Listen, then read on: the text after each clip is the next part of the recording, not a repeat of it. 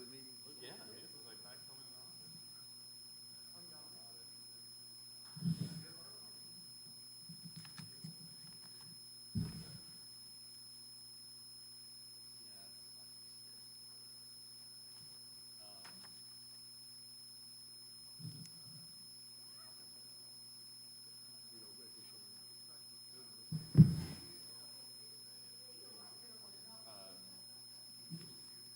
Car wash yesterday. Night one. They have finally gotten there. The school was a hang-up. School couldn't find it. Took one of the easement from school and they prepared it, then they couldn't find it. Right. Had to go to the right. That right to be on. The Frank one, just already been approved. Yeah, I'm surprised that even after the discussion came, resolution, why don't we vote it out? Did you change it to?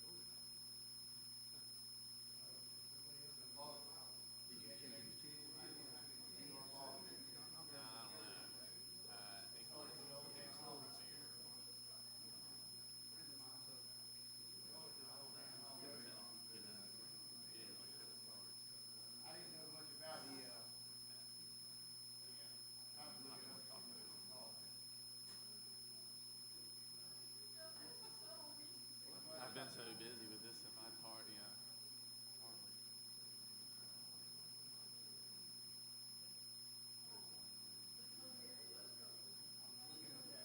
Is Paul saying have everything more to do than just the,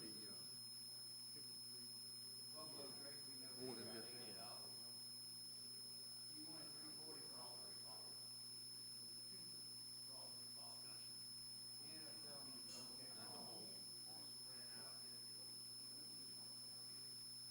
I'll see. I mean, I really don't know. All right, you'll see.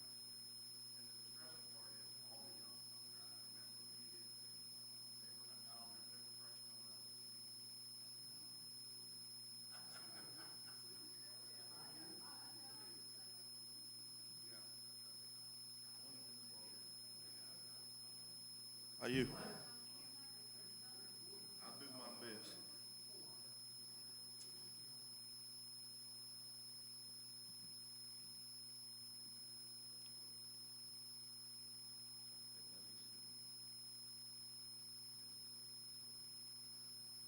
How are you?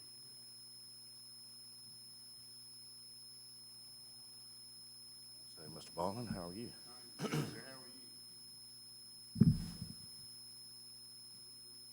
Making it a little stuffy, but I think my iPad's dead. Go to paper copy.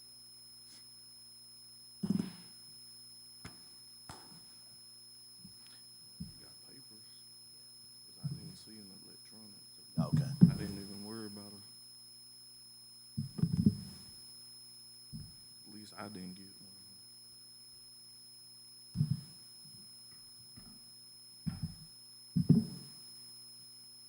I think he said it didn't come out in time or something. It wasn't finished.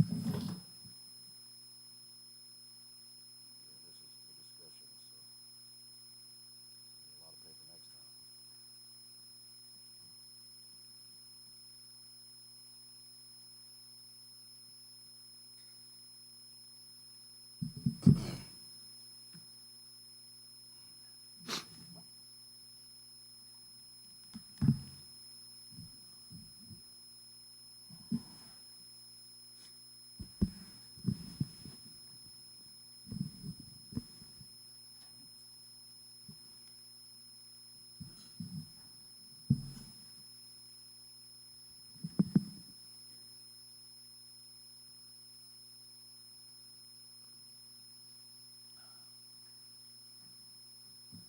Oh, dang it. Another pen. Left in the truck. I did not print out copies. I'm sorry. I'm the clerk as well today, so I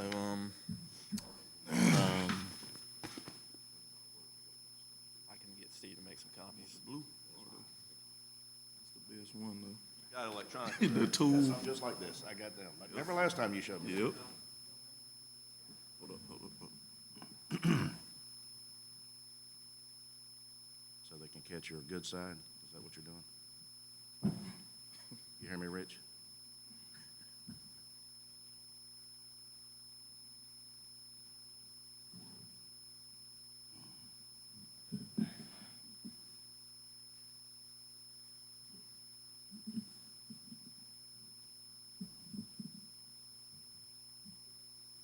It is gonna be, I mean, yeah. That's fine. I'm gonna put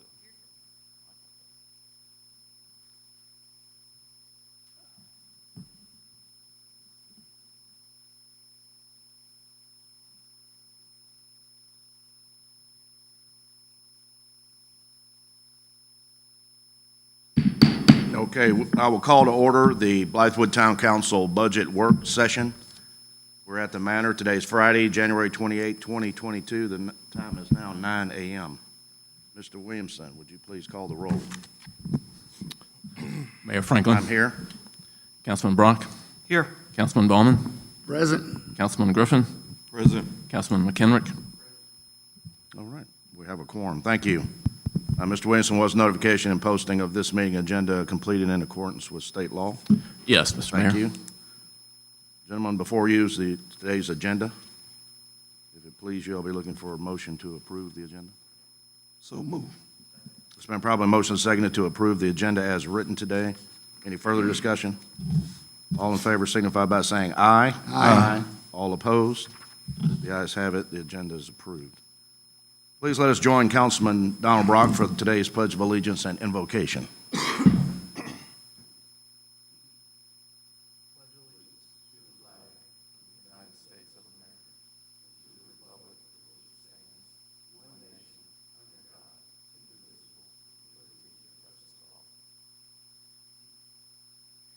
Heavenly Father, we ask that you come before us and grace us with your presence. We thank you for allowing the individuals in attendance today to travel here safely.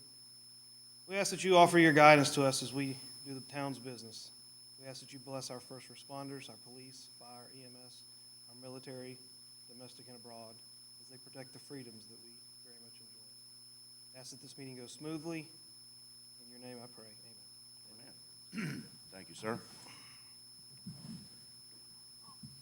Part two of today's meeting is a presentation, and I believe we have Mr. Moscotti on the phone. Mr. Williamson. Yeah, I can just kind of walk you through how it's going to go today. Mr. Moscotti couldn't be here in person, so I have his slides and notes, and I'm going to get him on the phone here, and he's going to walk through what the foundation's plans are for Doco Meadows Park. And then following that, I just want to talk about doing a budget amendment for this fiscal year because of some of the shortfalls with the manor and other expenses. And then after that, talk about the ARP fund, which is a new fund, and the earmark. And so the purpose is to kind of get feedback from council. I included in your packet expenses up to December 31st in accordance with the budget. So you have basically the budget that we've used, and it shows what we've spent so far. Just so you know, Julie and I have not met on this yet, so this is the purpose of this is to get feedback from y'all so we can prepare better. So when we come to you with our work sessions, and I have a budget calendar, I think, yeah, I left with y'all as well. So we'll go back to our normal. This is just kind of the preliminary so we can do a better job preparing. So when we do come to you, it's a reflection of what we've already worked on. But in terms of specific questions of the budget, I may be able to answer it, but I may not, just because Julie and I have not gone over it. But again, the big purpose is to give me the feedback to move forward on the ARP and the earmark funds. So, any questions about that? Mr. Williamson, would it be possible to email us those slides? Yeah, absolutely. So, I've been working with Mr. Moscotti. He sent this to us last night, sent it to me like about 8 o'clock, so it is fresh as well, but I will really, I'm going to get him on the phone, and then I'm going to put him on speakerphone with a mic, and hopefully we'll be able to, he's going to kind of guide me through. So hold on just a second.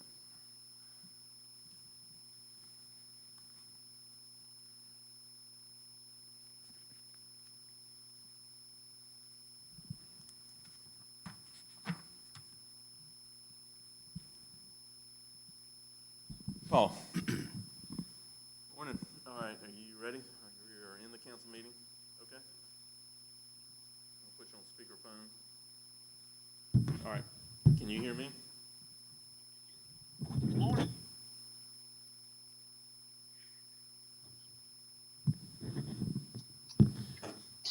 All right, Paul? Yes. Okay. Everybody hear him? Good morning, everyone. Morning, Paul. Morning. How are you, sir? Doing fine, thank you. Sorry I couldn't join you today, Understand. live. All right, Paul, I have the slides up. I got slide 1, and I'll turn it over to you. Great, thank you. I'm sorry? I said I've not given them the cost estimates. You want me to hand those out? You can. I wanted to go through the slides first, but they can certainly get a copy of that from you while we're talking about it. All right, I'll hand it. What the slideshow represents is an updated version of what we were using since 2012, but mainly the colored boards. And we wanted to update the slideshow, or update the boards is actually how it started. But as complicated as technology has become, and as many slides as we ended up with, we thought it best to leave it as an electronic slideshow. And maybe we update the boards at a later date. Maybe we figure out a way to do it. It would just be to incorporate a number of slides to show everything. The board would just be humongous. So we thought we'd start out with a slideshow. And this is kind of geared towards a client that we're pursuing for some work in the park, to show them everything that's left, as best we could tell. And I wanted to go through that. It doesn't have to take long, but I wanted to go through each of these slides just to let you know what is still out there. We've got a lot of inventory to work with. The sheet that Carol's going to hand out lists what I would call the name of the main projects, but some of those projects have subsets to them. There's multiple buildings involved. So we've got plenty to work with. We've got a lot of price points to work with. One of the challenges we have, and anybody in the construction market right now knows this, prices seem like they increase daily, and nobody knows where they're going to stop. I've updated some bid day numbers from 2012 to 2022, and it's mind-boggling to see where these numbers have gone. The one that does not surprise me whatsoever is the farmers market. That fell about where I would think it would fall right about now, but a lot of these other numbers were surprising. And what I've got to figure out is to work with some contractors and try to update numbers relative to the plans we have. We've got plenty of plans. But numbers, if I got a number today, I don't know how long it would be good for. You know, we're seeing bids on bid day time stamped. I've never seen that before. That's not something that's normal. So in this kind of crazy market, we've got a few challenges. But the sheet, the slideshow and the sheet are intended to kind of go hand in hand, just to try to give you some idea of what we've got. But with that said, if we can start through the slides, of course, the first one is just the overall. Number 2 is one I'd like to focus on. This is a slide of the farmers market, which is the main project we've got right now and the one that we're pursuing the most. And I wanted to give you some idea of where that project called to be built to begin with from originally, and just how big it is. At one point, this project left and was across the way in the meadows. Then it was determined that there's just not enough room over there. The building would have to grow a little bit over time, and there just wasn't any room for expansion. So the site we're now looking at is the one that you see, which is the original site on that athletic field, plopped right in the middle behind Town Hall. Slide 3, of course, shows Doko Manor. In the background to the left is a project. It's listed on the sheet. It's the very last project, the Adventure Center. And this is probably one that we'll need to talk about at a later date. I don't know that it's valid anymore. That space at that location and up the hill from it, which is where the skate park used to be, right there on the corner, that's some valuable property. And we'll have to figure out at some point what we want to do with that. But I did include the Adventure Center just to give you an idea of the scale of numbers. Slide 4, of course, at the back of the manor, and in the background on the right, you can see the Adventure Center. Slide 5, which is one of my favorites, is the spray ground, the arbor, the clock tower, and in a later slide, you'll see the playground behind everything. And in this installation, if somebody were to come to us and say, I really like it and I want to be a part of that and I want to install this, it would involve the relocation of the playground equipment from where it is right now to behind this location. Anyone that's been out to the playground has noticed the 4 foundation piers for the clock tower. We wanted to get the foundation in just to get it located. We finished those piers off just as a seat, as someplace just to sit if you were out there. But that's the location of the clock tower, just to get your bearings next time you're out there. But if in fact we did this installation the way the plans are drawn, we do relocate the playground equipment to behind the clock tower and behind the arbor that you see here. And this is one of the there's been some interest shown. Let me say it that way. There's been some interest in this. Next slide, 6, is just another shot of it.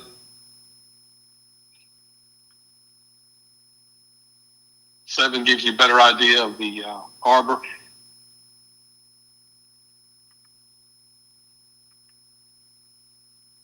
course, 8, much the same. 9 is something that I keep hearing we get a lot of interest in these, and I think they're going to go over if we can move them.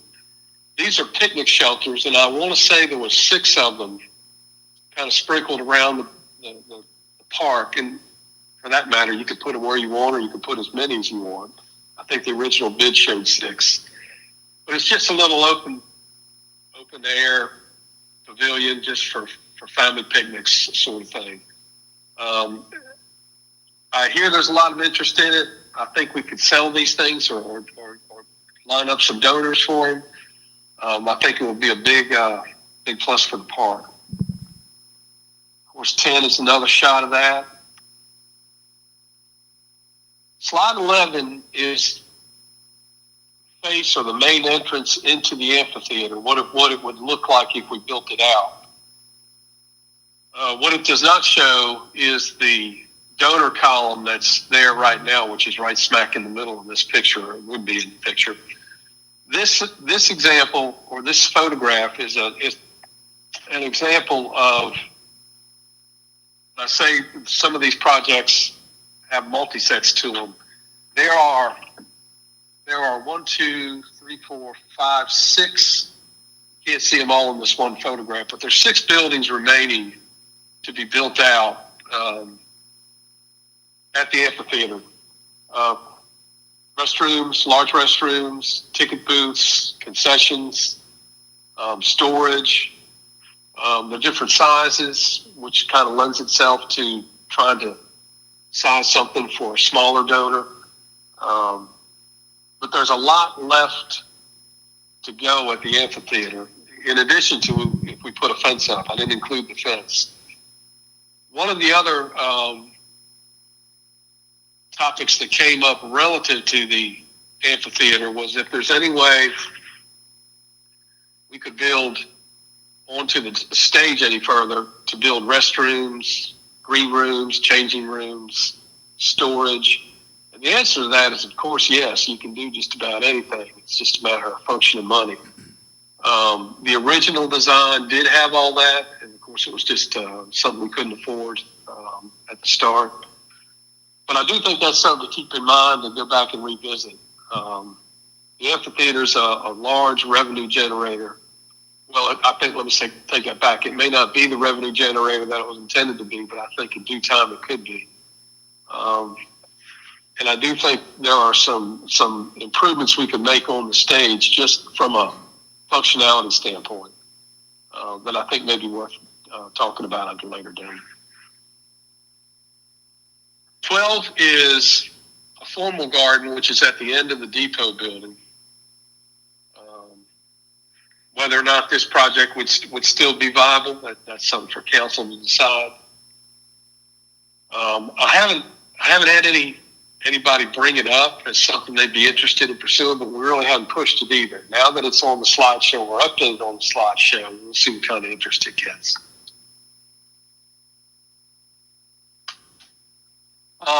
13 is back to the farmers market and the main highway and the main road into the park.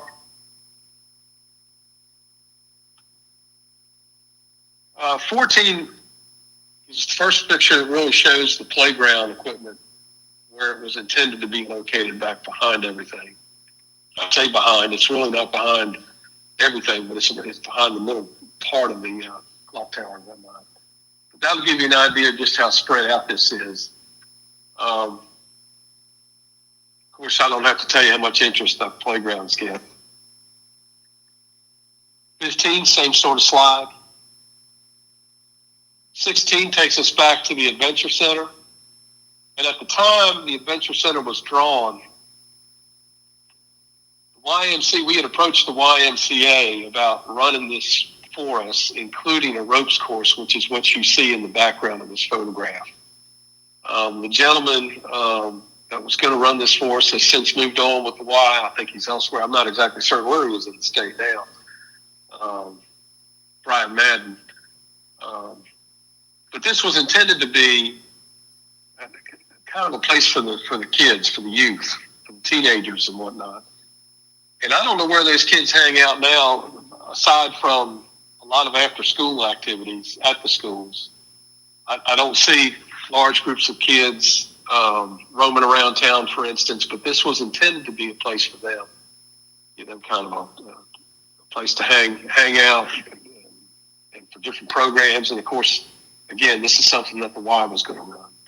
So I suspect we'll come back and revisit probably repurposing this part of the project, just figuring out if there's something else more compatible with the park that we want to build.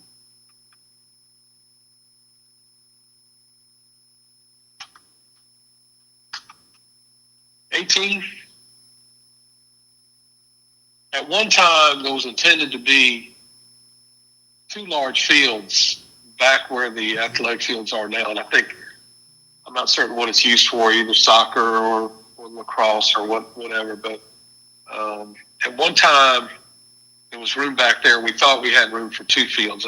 Apparently, it's just one now. There would have to be some additional grading done to incorporate that corner where the skate park was going to go. Suffice it to say, there's a lot of extra room out there that I think could probably be utilized in fields. Seems like that gets a lot of need.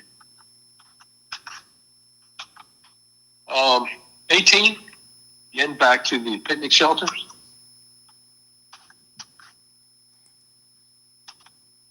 I'm pulling some of my slide there. 21, again, is the face of the spray ground as you drive in. 22 is back to the farmer's market, as is 23. One of the things I wanted to mention, and I saw an old photograph last night that reminded me of it, and it's something that we probably want to, at least as we get closer on this, we probably want to react to.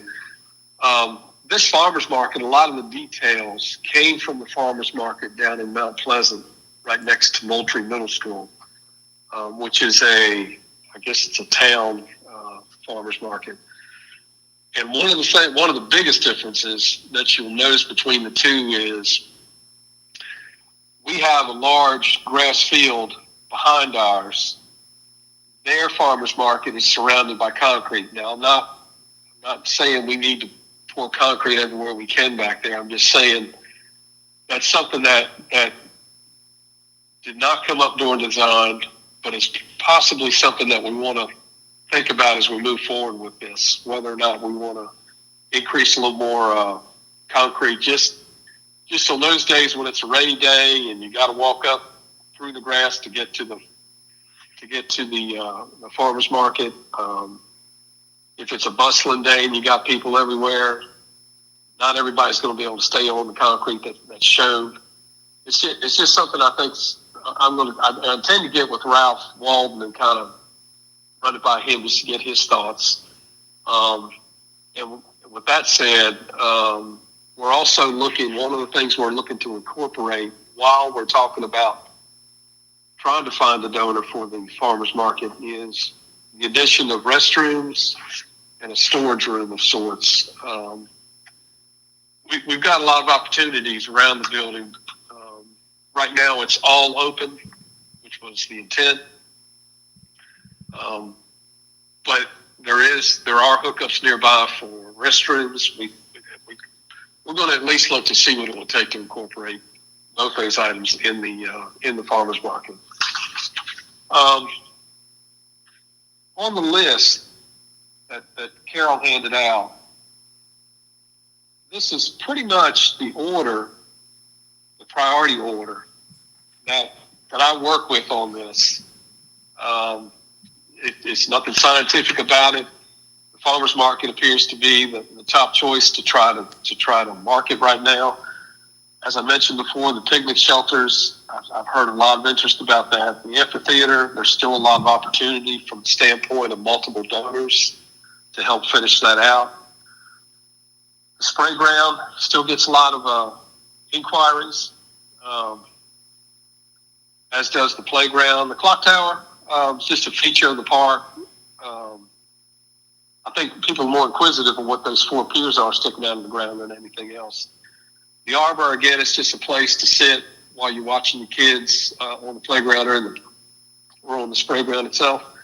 And again, the Adventure Center is something we'll probably come back to, I suspect, and maybe repurpose. I'm not certain what that form would be to try to decide that, but I just don't know that the need is still out there. Right now, what we're hoping to bring back to you the next few weeks, now that we've got a slideshow, an updated slideshow to help market, we're certainly hopeful that we come back with a donor for the farmers market. That's the intent, or that's the focus right now. It seems like, and I don't know all the restrictions with the different monies that have been talked about from time to time, and I guess the purpose of your meeting this morning, I don't know what applies and what does not apply. I've not gone through the restrictions, but I suspect we'll hear more about that this morning. And with that, I'd like to open it up for questions. If I've missed anything, or if there's anything that you want to ask about that I didn't cover. Council members? Mr. Mayor. Go ahead, please. Councilman Griffin. Good morning, sir. This Councilman Griffin. How you doing? I'm fine. How about yourself? I'm good. I have a question on slide 17. What's your estimated cost for constructing the field itself, minus the Adventure Center? I think that's fine. I know it seems like we can never get enough fields, and what I mentioned when we were talking about this is from that corner, as you're looking at it, as you're standing there looking at it, up to the left is all unoccupied space. That was where the skate park was going to go, was to the left of this up the hill at the corner. And the thought was at the time that the skate park would compete noise-wise with Doko Manor. We didn't want to interrupt anything over there, so we pulled the skate park and didn't even bid it. But to answer your question, I think the fields over there are probably more valuable and more useful right now than trying to think of what kind of building we may want to put up. It could be graded to make it useful. I don't see any problem with it. We've got a few hills out there that we have to grade. But I hate to waste or hate to not use anything, and the athletic fields are probably some of the, relatively speaking, they're some of the less expensive things to put in. So I think it's an excellent idea. Like I said, I just don't think we have enough athletic fields, it seems like, around town. So what's your estimated cost to construct the soccer field as presented? I'd say with irrigation, depending on whether you put lights on it, I don't think anything else is lit out there right now. Sodded, I think you'd probably be in the couple $100,000 range. I can certainly run some numbers and let you know it's the grading and the sod is probably the largest expense. And I'd sod it. I wouldn't sprig it. I'd probably sod it. Just time it such that you could do that. But that's a project that if you said today, if council said today, Paul, we'd like to see a soccer field put in, that's doable to have sod on the ground this season. And there's certainly room there, and probably certainly a need too. But I would think you're in the couple $100,000 range. I think, and I could certainly sharpen that up a little bit for you if you're interested. Okay, appreciate that, sir. And along those lines, Sloan, while we're at it, I would recommend that we probably, it's not shown on the plans as such because it wasn't designed for that, but at some point we need to start introducing some public restrooms, I think, into this side of the park, especially for those fields. And I don't know what they would look like. I don't know if we model them after the others that have been built, but just a thought that we may want to incorporate something like that. Mr. Muscati, Mayor Franklin, how are you? I'm sorry? I said, how are you doing today? Mayor Franklin here. Still time, Mayor. Yourself? I'm doing well. I have two questions for you. Number one, if we go forward and agree in the future budget sessions that we want to assist you in this, would you be opposed if we could fit two fields and a latrine facility out there? I'm sorry, could you repeat the part of the question? If we, as a council, decide to go forward and assist you in this, in our future budget sessions, would you be opposed to us making two fields if they would fit and a latrine facility like the county built over at the Blythewood baseball field? I wouldn't be opposed to two fields at all. If that was the question, I'd make use of as much of that room as we could. At one time, there are some drawings out there that scale two fields into this area. So if they fit, let's put them in. Let's make it work. Okay. And then secondly, once we as council get these slides, would you like us to assist you in socializing this concept to our contacts that maybe your foundation has not previously contacted? Absolutely. We'd like all the help we can get. This is an all hands on deck sort of thing. One of the things that's obvious when you're out talking to people is different people have different contacts at different levels, and that's certainly, we're all pulling in the same direction. So I welcome the opportunity. I welcome the help. I welcome the contacts. Okay. Thank you, sir. Mr. Mayor. Councilman Rock. Thank you. First off, thank you for bringing up the idea of 2 fields in a restroom facility. I know that in the past, we have talked about that, and given the slide, what number is that, Ms. Williamson? 17, 18? 17. Slide 18, if the Adventure Center is scratched, which, if memory serves me correct, Mr. Moscotti, you had mentioned that maybe that's not something that's in the plans currently, then there would be a lot of it, there'd be a lot of just, I don't want to say wasted, but a lot of green space that would just kind of be sitting there. So, you know, I do believe that if we can get two fields in there, maybe not necessarily full regulation size fields, but 2 fields would obviously be better than 1, because currently there are 0 fields in the town of Blythewood. If there are fields that I'm unaware of, please someone correct me on that. But there's a couple baseball fields. Other than that, I don't think there's any all multi-purpose fields. Mr. Moscotti, my question is, in just doing a quick math on your cost estimates, it looks like it pegs around $7 million for everything. Now, if you back out the Adventure Center, you knock off about 1.5, so $5.5 to $6 million. That's correct. Okay. I'm not under any impression that the town can afford to do this on our own, and I'm also under no impression that the foundation can do this on their own. What sort of partnership would you be looking for from the town to kickstart and move some of these projects forward? I suppose it would be something similar to what we did with the amphitheater. That being, let the town move forward with the construction and allow and put forth the money to go ahead and get it started, and allow the foundation to secure donors to go ahead and pay that money back.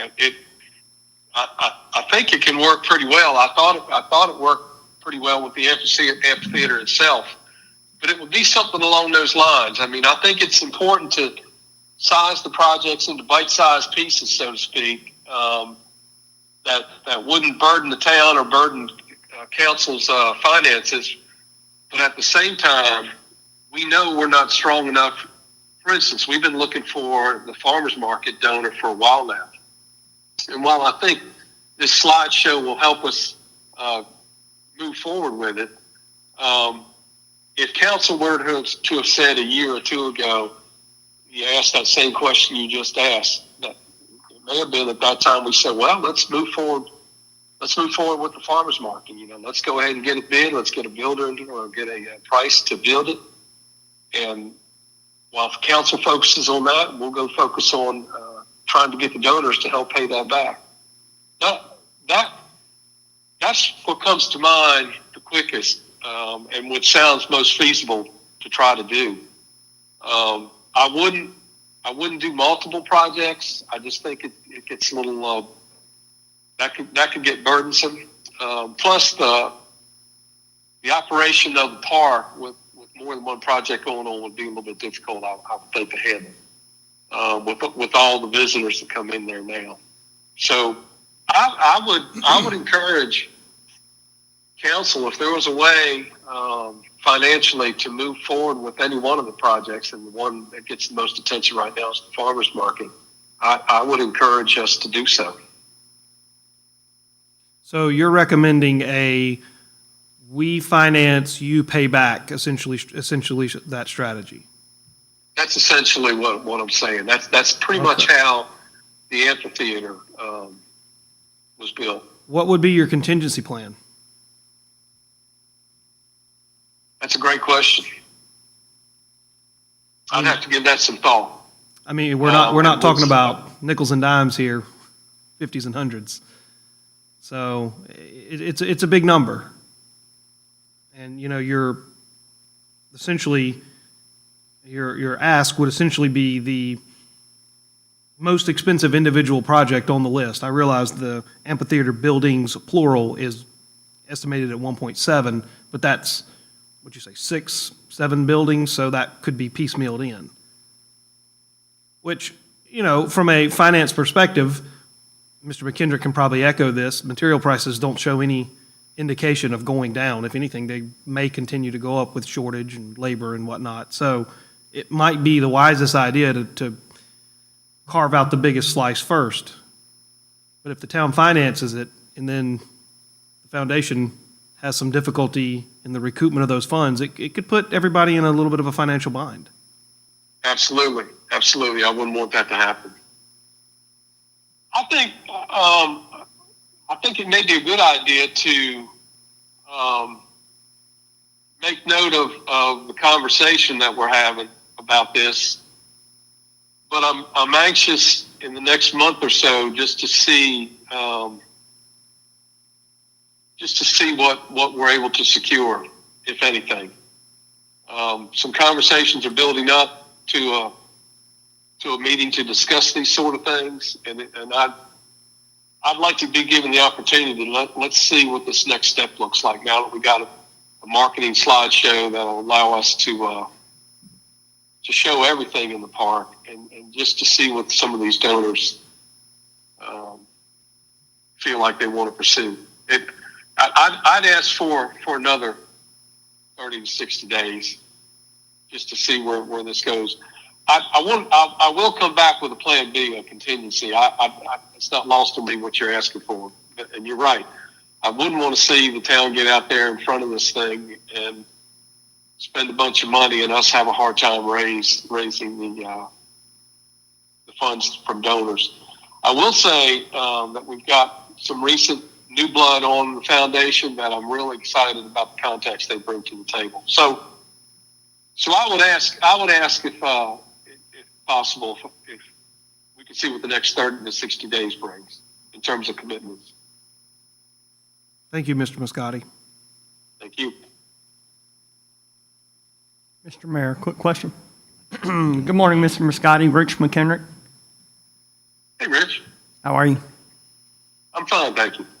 Thank you for putting this together. It brings, for those people who have never seen, I'm one of those who have never seen the full rendering of the meadows. It's a good presentation today, good list, and I would agree your updated pricing, although shocking, looks about in line with what I would agree with from the slides we saw put up there. A couple questions. If we wanted to discuss with the foundation some architectural details of some of these slides, and I'll give you one example. Even though it costs more upfront, the longevity of maybe putting metal roofs on the picnic shelter versus asphalt shingles, that's a slow payback, but it looks better up front and it lasts a whole lot longer. Is the foundation open to those kind of suggestions? Absolutely, absolutely. And all these buildings, when this was designed, and it's hard to believe the park is 10 years old this year. When all this was designed, it was one architect that did everything. Ralph Walton pretty much put everything together. And we've gone back to Ralph numerous times to change this, revise this sort of thing. What about this? I would encourage that kind of review, to be honest with you. What we thought about 10 years ago may not hold water 10 years later. So I welcome what you bring up. I think any kind of thoughts or comments or suggestions like that are well worth it. I prefer to get those. Okay, and then... And it may be that we change something. It may be that all of us decide, well, maybe not. Maybe it was a good reason why it's like that. But by all means, I'd love to have those conversations. Okay, and then a couple more points. Has there been any thought given to a Veterans Memorial or Armed Forces Memorial in the park anywhere? That came up a while back when Councilman Baumann got behind bringing the Vietnam Wall to the park. And it didn't grow legs, but not because the interest wasn't there. I think that's an excellent thought that needs to be vetted out. There's room. There's places that we could do it. I think if there was the interest there, I'd encourage us to try to see if we can find a home for that. Okay, thank you. I appreciate that. And then on the farmers market slide, Mr. Williamson, which I think was one of the first couple or deeper into the presentation, there was a side view of the farmer's market. Paul, when you were talking about possibly adding a concrete skirt, what is the thought process behind orienting the farmer's market the way it's oriented on the slide? My question being the short side of the farmer's market building, which would right now run parallel to the entrance road to the park. Has there been any thought given to pushing that short leg of the farmer's market to the back side of the field? So your grass field is in front. Your grass field is the first thing, looking at it from the entrance of the park. Parking would be in the back of the large side of the farmer's market, and then the short side would be pushed to the back side of that grass field. Does that make sense? It does. It does. Carol, if you will flip to slide 13. I'm looking at it on my computer. That may be the easiest one.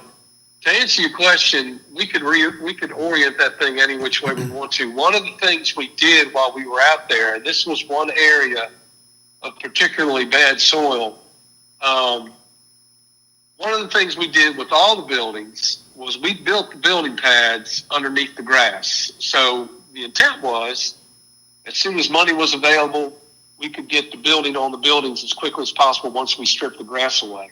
We did the exact same thing with the farmer's market. The ground, the good fill is already underneath the building where it shows the building. That's not to say we can't change our mind. What is important to notice is, as you're looking at slide 13, on the far end of that grass field in the middle, and maybe pulling off the back edge, the end of it, say, I don't know, 50 feet or so, there is a subsurface drainage system in that grass that falls in that direction toward the woods. And we've heard this comment before, to take the short leg and put it on the other side. And there's nothing wrong with that. We would just have to redo some of the drainage in the ground, which isn't earth-shattering. It's not a big ticket item. There was this conversation that came up in the past from the standpoint of, with the short leg of that building installed where it shows, it does kind of block the view to some extent of the rest of the park, and nobody wants to do that. So to answer your question, it could certainly be moved to the other side. I don't see anything wrong with that. Just take a little bit of rework in the ground to make sure we get the drainage like we need it to. But it would certainly work, and it may.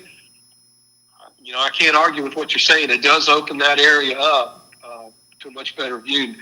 Now, again, the other part of that is, I worry a little bit about that grass field. Let's say we do slide the short leg to the other side of the field. It would certainly open up that grass field probably to a lot more, certainly foot traffic, but probably car traffic, really and truly.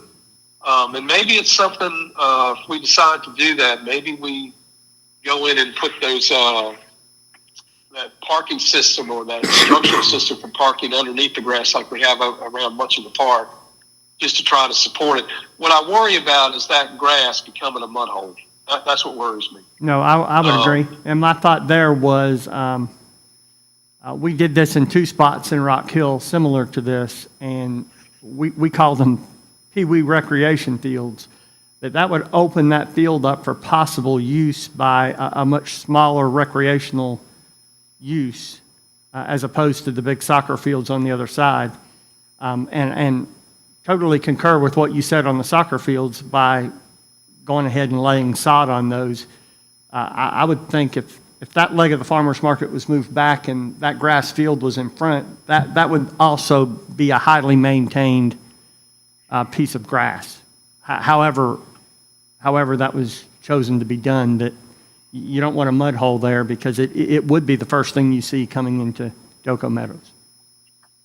One thing I'll point out while we're talking, Carol, if you can flip to slide 18, something that dawned on me when we were looking at this earlier, and Rick just reminded me of it. And I can't tell you where I saw the slide that it was two fields, but those two fields to fit were run 90 degrees apart from these fields. In other words, the fields went across this lot, so to speak, instead of being oriented like they are.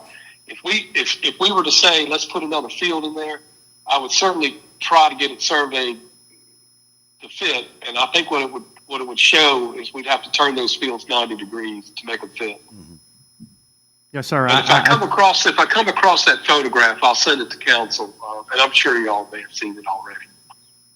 Yes, But sir, I concur there. but And my if last, we were, Paul, my sorry. last question, and you'll probably answer this. And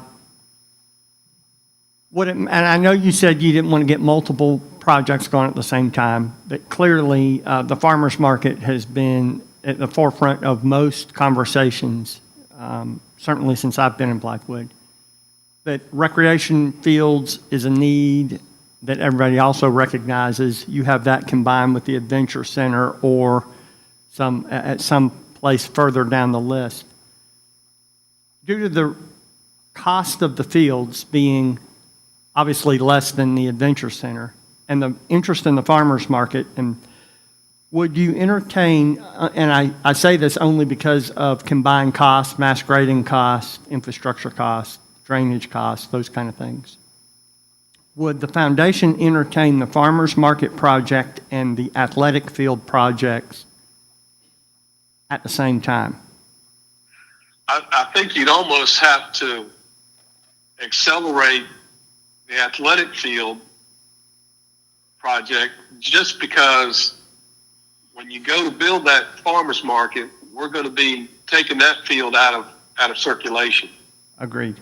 You know, when you build this project, let's just say we go to build the farmer's market, it's going to take a large laydown area.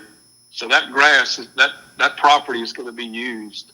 So what I would recommend, or we look at it at least, and I think it's feasible, is just because I'm still looking at slide 18, if we were to incorporate a new field over there, just to have some relief space from the farmer's market area, get that done first, and then go do the farmer's market. Because that like I said, I don't know everybody and every field that's used in there, but every time I'm in there, there are kids on that grass using that field, and we just need to be able to point them to another field while we build that farmer's market. Yes, sir. That would also give an opportunity, if we're in a mass grading situation and there is good dirt here, as we grade, we could do some managed flip of dirt to where we would improve the situation on the farmer's market field. Sure, absolutely. Okay, thank you very much. And again, I brag on the Docos Park Foundation all the time because in my mind, it is a political promise made and a political promise kept. So now that I'm a voting member of council, I would not hesitate to continue the agreement that got the amphitheater put here. And I'm going to throw a broad net, while money continues to be somewhat cheap for the town to go ahead and show the same confidence in the foundation that it showed the first time, and the foundation has done nothing but perform, period. So if it's a way to move the park forward, I am all in favor of it. Certainly appreciate you and the members of the foundation and what you do. Well, I certainly appreciate that. Like I said, I'm excited about our current membership, and there's going to be some bright days ahead. I'm certain of that. But I appreciate your confidence in us. I really do. You and the rest of council.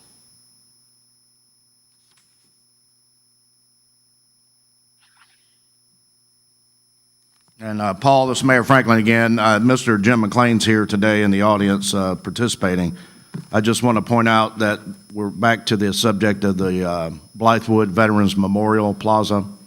Mr. McLean's done a great deal of work in the Historical Society. They have renditions of what that would look like. They've even raised monies already. So we're in conversation. Now would be a good time to set up a meeting, Mr. Williamson, with the Historical Society whenever they meet again, if they're willing to do so, to push that forward so we can identify the spot in this park that Mr. Muscati and his foundation agrees upon, and start looking at that as one of the upcoming projects as well. Great. I'll bring that up to the foundation members and come up with a few suggestions. I got a few in mind right now. I'd like to see us do it. I think that'd be great. Okay, thank you. Thank you.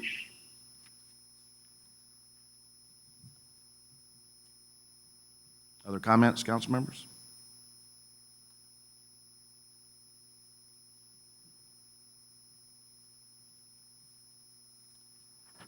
All right, Mr. Williamson? No, that's it. I certainly appreciate the time and the opportunity to present this to you. And like I said, let's see what the next 30, 60 days brings. I think we'll have some exciting news to talk about. Paul, one more question before you get off the phone. The Amphitheater Project, when the Park Foundation was formed, the town initially underwrote the cost of the amphitheater. Do you know what that total budget was? Seems like, I should know that off the top of my head. Paul, it was $375,000. I think that's correct. And how many years did the foundation commit to raising and repaying that money? I want to say we got started in 15 and have, I'd say in 2021 is when it finished up, if I'm not mistaken. Eddie, do those dates sound about right to you, the years? Yeah, that's about right. And what we did, Councilman, was we gave people a 5-year opportunity to make their pledges. So if they pledged $100,000, we gave them 5 years to pay it. So we're working at the end of that 5-year term, and most of them paying their pledges off. And I think if we're not mistaken, Paul, we're about $27,000 from paying the entire $375 off. So. And then certainly the backside, and I'm sure the foundation is thinking this way as well. On the backside of that, if you have a corporate donor, which I know the foundation did for the amphitheater, and they make, let's say, a $50,000 commitment over 5 years, and they're paying you $10,000 a year, and now they're on the backside of that. I would assume we don't want much time to pass before we approach that same donor and ask for a continuance, because they're going to find another pot to put that donation in. So as you end one campaign, we need to be ramping up, from a foundation standpoint, the continuance of the master plan. Paul, would you agree with that? I agree with that. That makes complete sense. And I think a lot of those folks would appreciate being asked again, or being thought of, or being visited, just to discuss it. And the reason I say that, as the park evolves, I think people get excited about different things. And I think, take the farmers market. I think some of our corporate donors that have already worked on parks that are under operation right now, I think they get just as excited when they see another park come about, especially something as grand and as large as the farmers market. I think they can get excited about stuff like that. And I certainly think that the foundation members can talk it up with them as well, which is part of the job of going out trying to sell this. It's who thought we would be at this point after 10 years, getting ready to take another large step? So I think that's an important point that you make about our corporate donors that have already helped us out. I think it's important to keep them involved and let them say, we're fine right now, but please keep us on your list. Let them say that.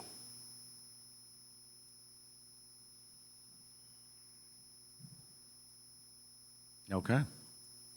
Well, thank you, Mr. Moscotti, for your time, sir, and we appreciate this wonderful presentation. Your board and yourself spending a lot of time making sure the citizens understand the development of this park, and we really appreciate your efforts.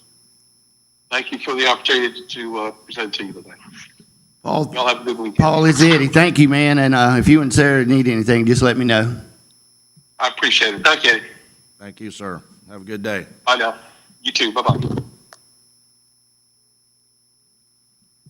We'll move to Part 3 today, discussion items. Part A is a discussion of proposed budget amendment for fiscal 2022. Mr. Williamson.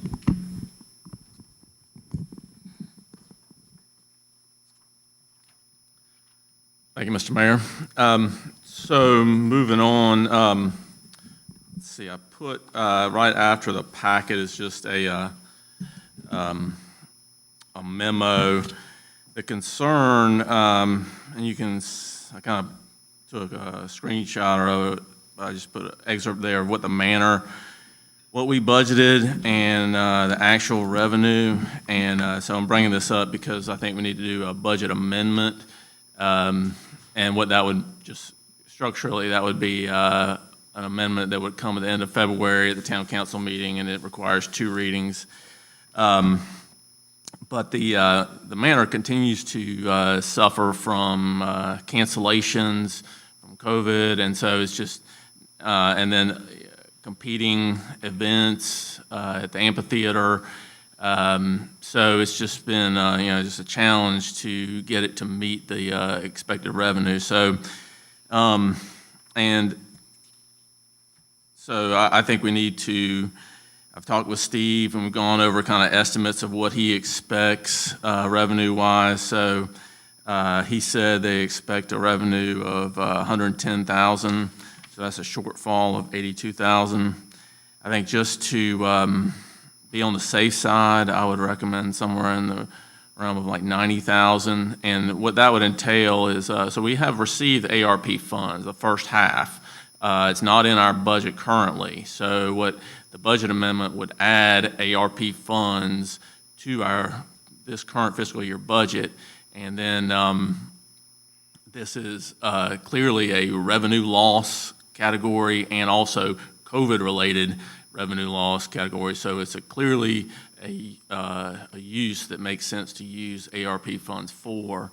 So just for this fiscal year, this budget amendment, I would recommend that those funds come from the ARP as a transfer into the manor. So anyway, it's just so I don't know if you want to talk about that. If y'all have some different suggestions on that, and then I can talk about a couple of other things also that while we're doing this budget amendment that we need to change.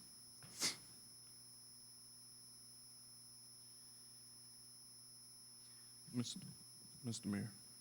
Councilman So Britton. I think we expected some type of revenue loss with the manor, because this is coming from COVID. This is not coming from a normal operational year. Right. So I think in previous conversations, we talked about using ARP to shore up the manor in that sense. So I think not speaking for all, but I think we were looking for somewhat of an amendment to shore up the manor. With this shortfall currently, they're still making payroll, that Right. sort, right? Okay. Yeah, and I mean, the expenses are sort of in line with the events that occur. Yes, sir. So, Yes. Yeah. Okay. Thank you. Mr. Mayor. Please, Councilman Brock. Mr. Williamson, this budget amendment to transfer $90,000 or to the manor's revenue is for fiscal year 2022. Correct. When are we going to talk about revenue loss from fiscal year 2021? Right, well, that could be, yeah, I mean, that's kind of another discussion. I just want to get this budget year straight, but, yeah, so, and that's, I guess, could be addressed in the following budget year as far as just recouping the expenses there. I mean, we could do it now or not, but this is just to keep this budget balanced, essentially. But, yeah, we can look at that as well. I guess I don't know if it really makes a difference whether we take that account and do it now or do it the following year, recognizing that this is, so I do have that as kind of a further discussion when we talk about ARP funds in general, but either way, I guess it doesn't. And this new ruling that they've issued, we could transfer any amount of money to That's the manor. right, yeah. It So doesn't I'm have, we don't have to just stop I at just 90. didn't want to, I kind of went to the minimum and say, okay, let's get this thing, let's start the discussion there. And, yeah, so, yeah, I mean, I think you could certainly say, allocate all of it to the manor, but then you've got this unexpended amount at the end of the fiscal year. But, I mean, I don't think it makes that much difference, but Well, I think for efficiency's sake and the sake of meetings, because we have to have 2 readings, correct. put it all in, so it would eliminate the need to do another 2 meetings for just fiscal year '21. Do you agree? Oh, yeah, we can certainly Okay. do that. I mean, I would certainly take away any concern that we didn't meet the 110 expected. So, yeah, I mean, that would certainly Okay. address that. Now, on page 14 of the expenditures and revenues worksheet, under documented revenue, would we have to create a new account, which would be transfers from ARP? It wouldn't be general fund or Correct. HTAX or That's capital what I would improvements do. fund? Okay. Yep. So, yeah, there's lots of little additional accounts that would have to be created as part of us, and subsequently, let's finish this discussion, I'll talk about the next one, that we'd have to do that too as well.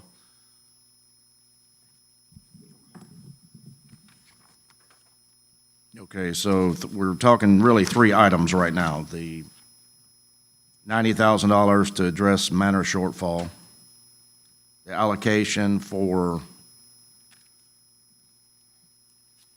the siding and irrigation around the depot building, That's right. and So- the increase in budget for outside counsel. That's correct. So those 3 issues is what we need, okay. Before we Question- go any further, Yeah. I'm sorry, Go ahead. would anyone object to having these 3 budget recommendations or budget amendments done on an individual basis? Because I'm not going to agree with some of this. I don't have a problem handling them individually. I don't know about other council members. So right now, we're linking, this current, your recommendation is to link it together, that's what I'm Well, understanding? I'm thinking, let's do, if we're going to do an amendment, let's do it all at one time, if we recognize that there's a need for an amendment. An amendment is nothing more than an ordinance, correct? Correct, yeah, just, So instead of having 2022.04, we'd have 04, 05, and 06. You can read them all at the same time. yeah, I guess, so what you're saying is, in February, have 3 separate ordinances. Yes. Gotcha. Mr. Mayor, question Please. on GOCO Manor. Fiscal year 2020, we budgeted 131. I'm sorry, we budgeted 200,000, and we actually saw revenue of 131, 195, and that was directly related to COVID. So then the budget year for 2021 was dropped to 126 from the 200, and we actually saw 111, 425. Correct me if I'm wrong, but the thinking behind the 2022 budget, if I remember from the workshops, was we'd be coming out of COVID. There would be a strong use. So we kind of missed the mark on how quick we would come out of COVID and the demand or the comeback, for lack of a better term, of renters and weddings and whatnot. So we're actually projecting less revenue for 2020, actual fiscal year 2021, than we saw the previous year, correct? That's correct. What do we attribute that to? Steve, can you elaborate on some of this, because he's following more closely, but, Check, check. Check, check. Repeat your question for him, please. So we're actually, by the budget amendment that Carol's presenting this morning, we are actually projecting total revenue for the manor at 110 this year. That would be your projection, correct? Correct. So we're actually projecting less revenue in this budget year than last, because you took in 111, 425. Yeah, it's pretty close, though, between 21 and 22. I guess my question is, even though COVID is lingering, what do we attribute that to? That the manor's going to take in less revenue this year than last when COVID was at its height? Well, we're still feeling the effects of COVID, a lot of cancellations. Also, there's opportunity cost that people did not book in fiscal year 2022, where if COVID had not been here, they probably would have. Christmas parties was a big one. A lot of companies didn't book Christmas parties this year. You're right. When we forecast the 2022 budget, we didn't think COVID was going to be a factor. So you have COVID, you have opportunity cost of events not renting, events not being booked, sales. I also want to make another point. The number of weekends and Saturdays that the manor is available is continuing to decline because of events in the park. So we don't have as many high-dollar Saturdays to rent as we used to. And that has had an effect on our revenue.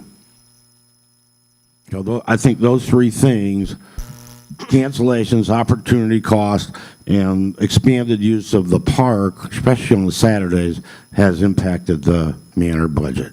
Now, going forward, there is a lot of interest in the manor. Fiscal year 2023, if we do not have the effects of COVID, will be a strong year.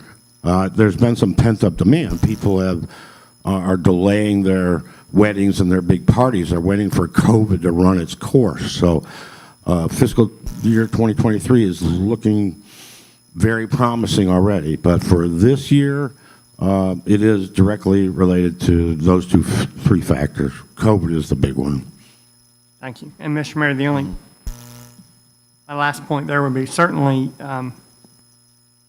if we don't take it out of ARP funds, then the town's going to balance it from a surplus. That's right. The manor seems to be one of those, we're going to balance the budget come hell or high water. That's right. So we have the opportunity for American Rescue Plan. My last point would be, as Mr. Hasrock just alluded to, the use of the manor is down because of how other areas of the park are utilized, be it the amphitheater, the fields, what have you. We as a council have got to help the manor figure that out because expenses to run the manor are tracking the budget. And our income is tracking woefully below budget. And if we're going to blame that, if we're going to point to other acreage at this facility, then we're not charging enough for the other acreage. I'm always going to bring a small business perspective, but I'm also going to bring a business mind. This would not be a business. Granted, it was never intended in the beginning to be self-sufficient. But you can't continue to run deficits made up by the town if we have the means to correct that. If you're using other facilities here, we're obviously not charging enough. If this sits empty while that facility is being used, and then we look back at the administration of the park and say, well, something's wrong because you're in a deficit. No, we've set that up. We've kind of set them up to continue to run a deficit. So I would just encourage us to tackle that and figure that out. So in a year to 2 years, we've got a self-sufficient amenity here that is a plus, not a negative. If that makes sense. It does. Makes perfect sense. And Mr. Williams and I are working together to bring the council a product to address exactly what you just said. Different incentives. If you want to rent this facility, but you have, say, Oktoberfest going on over there, then you provide a discounted rate for someone who will then say, okay, I'll do it for that if I still have music and things going on over here. So potentially that may assist us. Any revenue is better than losing all the revenue. So we're seeing eye to eye on this. We'll bring a product forward. Potentially, Mr. Hastrock's replacement will be possibly hired with a bonus incentive to increase. This is what drove the marketing issue before. We're addressing that again about marketing to see if we can get more and more advertisement and more business. But you're exactly right. It's very clear that it's either or. If you're renting this, Mr. Hastrock would tell you, don't do anything in the amphitheater. But again, it's those opportunities, summertime, concert series. So we'll bring you something very soon. And right he's after. not, Mr. Hasrock doesn't pay his staff less for an amphitheater event that they work versus a wedding they work. But but revenue stream wise, they're extremely different. Right. Let me add something. Go ahead, please. Thank you. One of the things that Paul didn't have in the slide presentation was that amphitheater was designed to be used in conjunction with this, okay? So we had an architect rendering of a site sound barrier across the way. So the sound would be projected much like, refracting sound like Bose does. Bounce off the wall, go that way, There was a cost involved in that, of course. So he didn't put it in there, but there's another way. This place, we sold a bill of goods over there. The town, the foundation sold a bill of goods over there to mega donors to use that. And not to use it is a disservice to those mega donors who built it. So if anything, when we look at this, a sight and sound barrier that is attractive, and it can be attractive, so when you're looking over there, and the idea is not to hold something while the wedding ceremony was going on out here by the pergola, but once they were inside, there would be no sound. And I've been here in the manor for 2 or 3 concerts over there. On the back porch, when they had DeCarlo playing, you could hear it, but it was not a distraction. When the country guy was over there, you could barely hear it across the lake, even without that sound barrier. But the idea was to put that sound barrier there so pictures could be taken out there, which it wasn't a distraction for anything going on. So those were some of the things that that was rendering a long time ago that was updated, but that was one of the things the Park Foundation had taken on to try to get that done so both simultaneous events could be going on and you don't lose money. You don't have to give discounts. You don't have to lose money there. You don't have to lose money here. So those are things that this council needs to think about too. There's no reason that shouldn't be used while something's going on here. Mr. Mayor. Please, Councilman. So, and I agree, and I've seen those renderings of that sound barrier in previous slides. Some of those slides that I got in the beginning when I was looking at a splash pad, and that's in those pieces. I think the problem with 2 events for us right now, because we're limited on space, is parking. So I think that the premier parking, if you're having a wedding here, it's going to cause some sort of congestion with the bride and their guests over here, and then if the Rib Fest is going on the other side. So I do see where that could come a major problem with using both space, and I could see from a couple standpoint, we all married men up here, we might not have so much to say about using a space that's dual usage, but I do think it's going to come down to the traffic, parking on this side to really have 2 events, and I think that's probably why some of the incentives are on the table. I agree. We need to capitalize on both. We need to get whatever that cost is, get this cost. But I do see where the couple would have a issue or concern with limited parking. And I know we're looking at land purchase and stuff like that to alleviate that. So it might be good practice to look at blocking off space. If you're gonna do a wedding, with that other natural fence that we talked about one time was blocking this side off with the trash, the power receptacle, transformer piece on the other side, where you might block this off back here just to reserve parking for that event that's going on in the Mariner. Just something to think about. I'd like to make a kind of follow-up comment on what Sloan's saying. You're exactly right. If you look at an aerial photograph of the Yes. park, all the parking is back on this side. It's not on that side. And if you're going to do a large event on the amphitheater and in the manor, again, the parking is over here.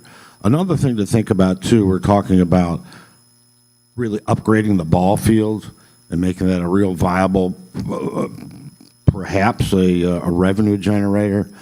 Saturdays, you know, you have ball games, you have practices, you have games. So that's also going to impact your parking if potentially you have something going on on the athletic fields and the manor. So parking is a real critical component of the master plan here. Thank you. Yep. And not to get in the weeds, but I've referred a minute ago to the plan we're going to present to you all. One of those plans is your timing, because you're hitting it right on the head, Councilman Griffin. But right now, we have a fault because we rent this place for 12 hours to a bride. I think that's a bad business model. I think you need to offer it, say, from 8 a.m. to 4 or 5 p.m. That's it. You're done. And then the setup begins over here at 5 p.m. and the concert start at 6 or 7, or the Oktoberfest or what have you. So that way you still have availability, and they still won't have the music until 6 p.m. And then they can choose to stay later with the music, or they can not stay. That's just an idea that we're going to present. I don't know if that would work. We have to speculate. But to offer someone 12 hours here will shut down the park, and I think that's faulty right there. So we're going to explore that.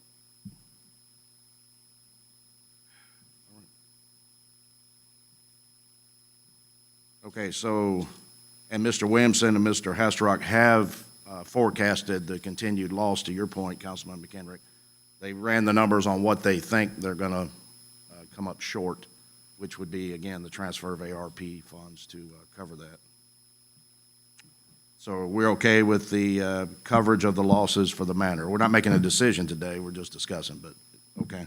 But y'all would But recommend, that- go ahead. I'm Go ahead. It doesn't matter where those funds come from, correct? ARP funds are essentially general funds at this point. So Right. that makes no difference. So Yeah, well, I that's guess that's kind of a moot point, like we're going to rob from Peter to pay Paul. No, it doesn't matter. We're going to shore up the shortfall of the manor. Right. I think one of the bigger concerns moving forward is that we've been in this pandemic, which is going to turn into an endemic, for the last 2-ish years. We may need to forecast that this is going to be a trend that is going to continue.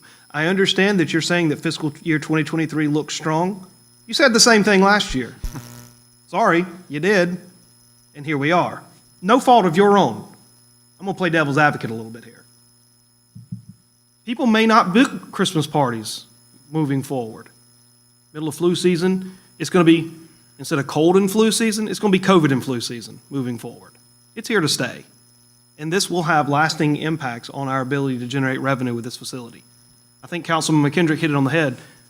We charge too little for that. And we charge too little, and then we give this away. We give that away, rather, by charging too little, and then we lose out on revenue here. And, Mr. Mayor, you mentioned you're going to bring a package. We discussed this last year. Yeah, we did. And it was a combination of, you rent the park, you got to buy the manor. Well, then everybody came to us, well, we can't afford to buy the manor. Well, if the buck doesn't fall on them, it falls on us, because somebody's paying for it. And we are seeing right now how we are paying for it, making up a $90,000 or more, potentially, revenue shortfall in this fiscal year, making up a revenue shortfall in the prior fiscal year, and the prior fiscal year before that, actually.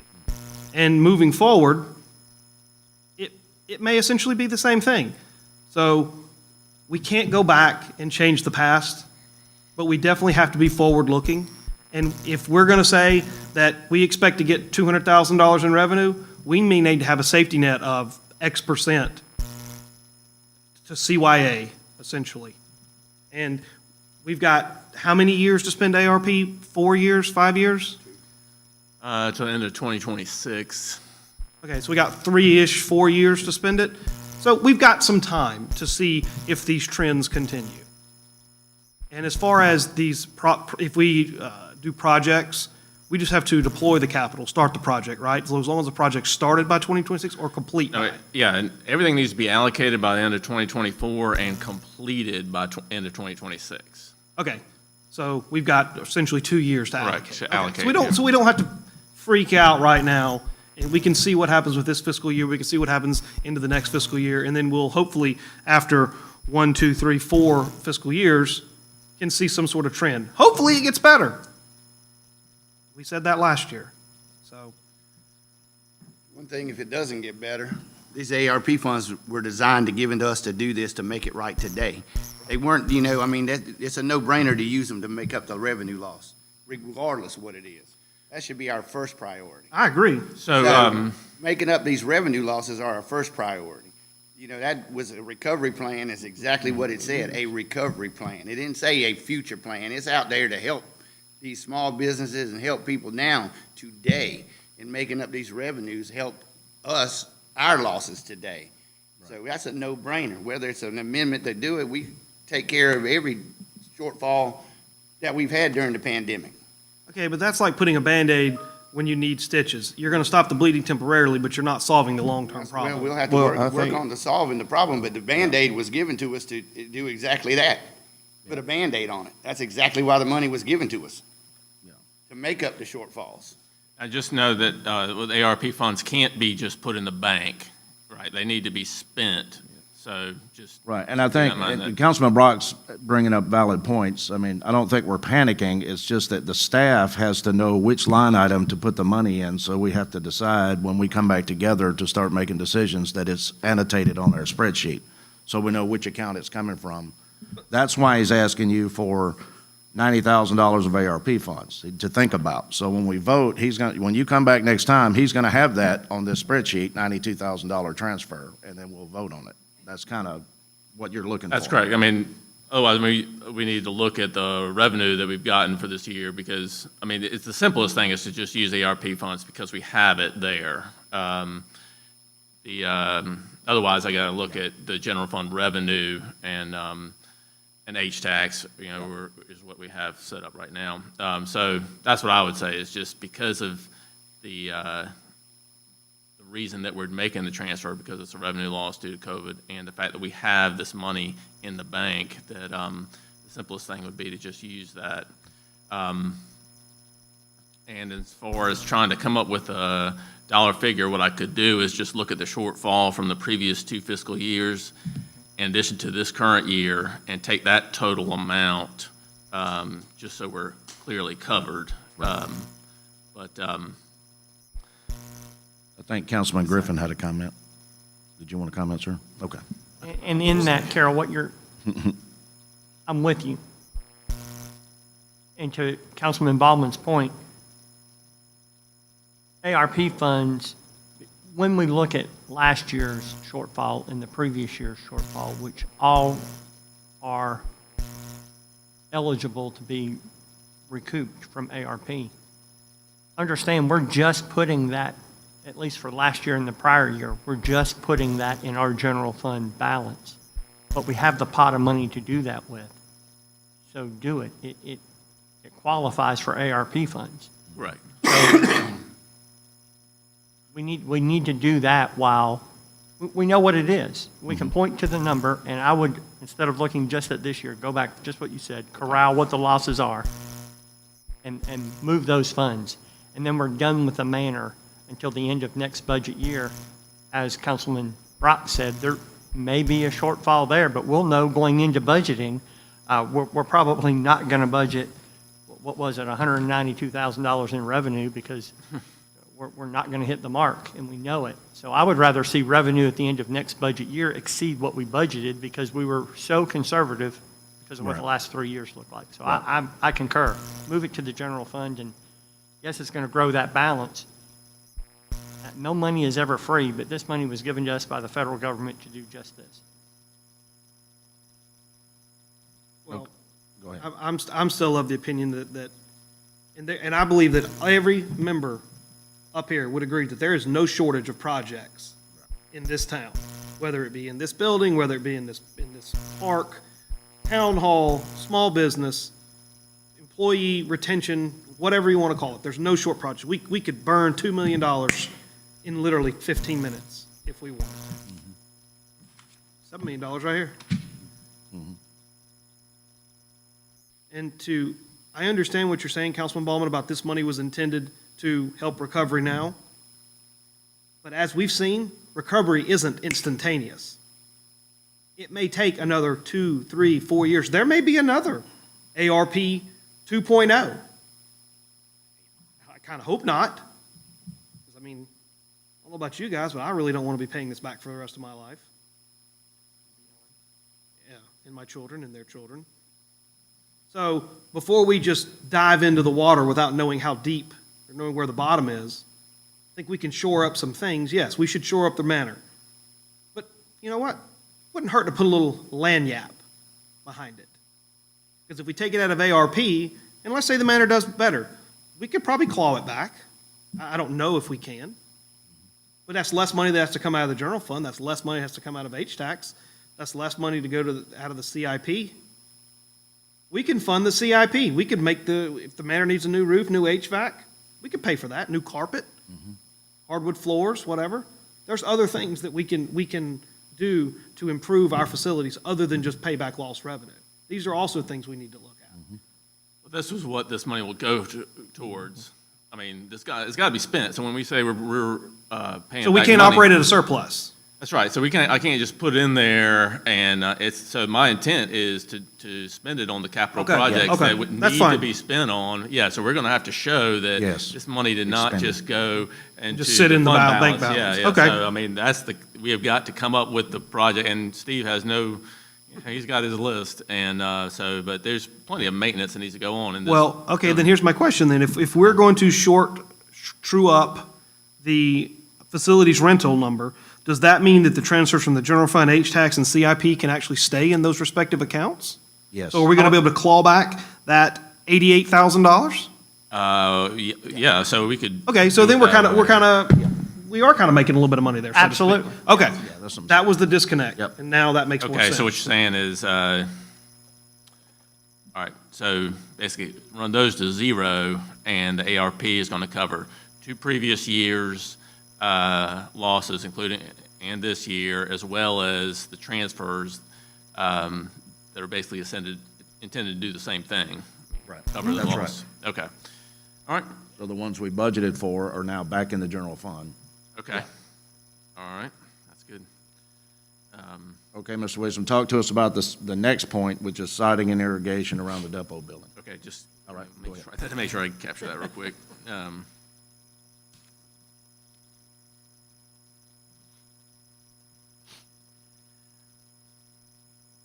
Okay, let's see, going back to page 9,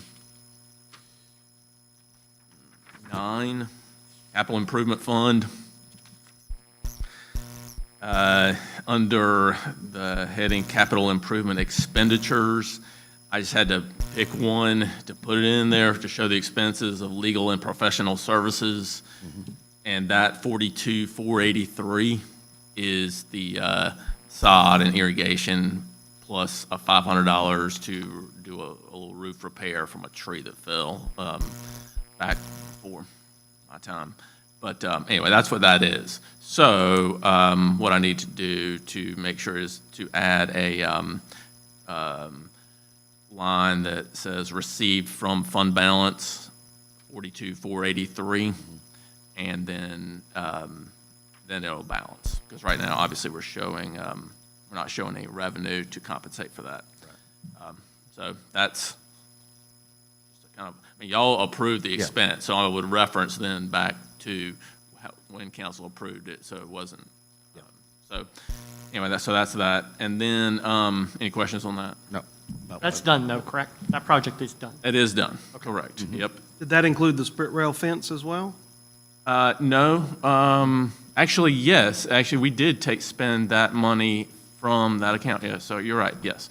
Just on this side. That portion. Just that portion, yeah, that's right. Because the Yeah, other side was a Boy Scout project. that's right. I mean, we spent it, but it did not come out of that fund. I mean, we spent for the materials. So that's right. So split rail fence is also part of that. But that's all done. Now, we don't anticipate anything else. Okay. But that money is sitting there, and it needs to be transferred to the general fund, unless there's some other project they want to do that's related to that. But it's just Like the kinda one that Mr. Moscati just introduced, that formal garden, did you Oh, say? yeah, right. Yeah, I mean, that would kind of fall in that category, but anyway, so just so you know, as far as what that money is. That would go right on top of the new sod that we just Exactly. put down. That's- Exactly. About as formal as it's going to get, I think. Okay, and then, okay, if you go to page,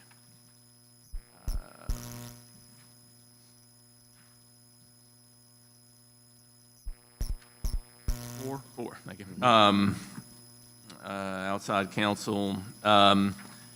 So right now, we've exceeded the budget right now, almost 20,000, and trying to get an estimate of how much more based on the lawsuits, and estimate about 60,000 more this fiscal year. At first, I thought, well, there's some things that we are not spending money on necessarily, but I think it would be safest to go ahead and make that additional revenue increase. What page And, you on? page 4, down, almost halfway down the column. it says 104150-199. Legal outside counsel. Yep, gotcha. And then it says, the budget, you see there. So I would recommend, 60,000, How are you deriving that Into it. number? talking to Shannon. Okay, so Shannon's hourly rate is being paid on this line item. Actually, we are paying her now, when she sends us a bill, we're paying it back out of the staff salaries. But she's not staff. I know, but we still have that amount that was dedicated to her. Well, could we not transfer that? Or do you need that from Ms. DuPont? Or where's Ms. DuPont being paid for? Well, yeah, I mean, I think we were just going to, I guess, since we haven't gotten an invoice yet from Ms. DuPont, so I guess we could stop doing that once we kind of separate. Now we have a town attorney, that could kind of take over because that's essentially what Shannon was acting as between September 30th and now. And so then. So the first pay period, Mr. DuPont's due. Correct, yeah, then she becomes could the kind of staff. take over and the expenses could come out of that line item. Yep. And obviously, there's not going to be any more expenses on the Social Security and retirement and health insurance. So all that is available to pay Ms. DuPont as well.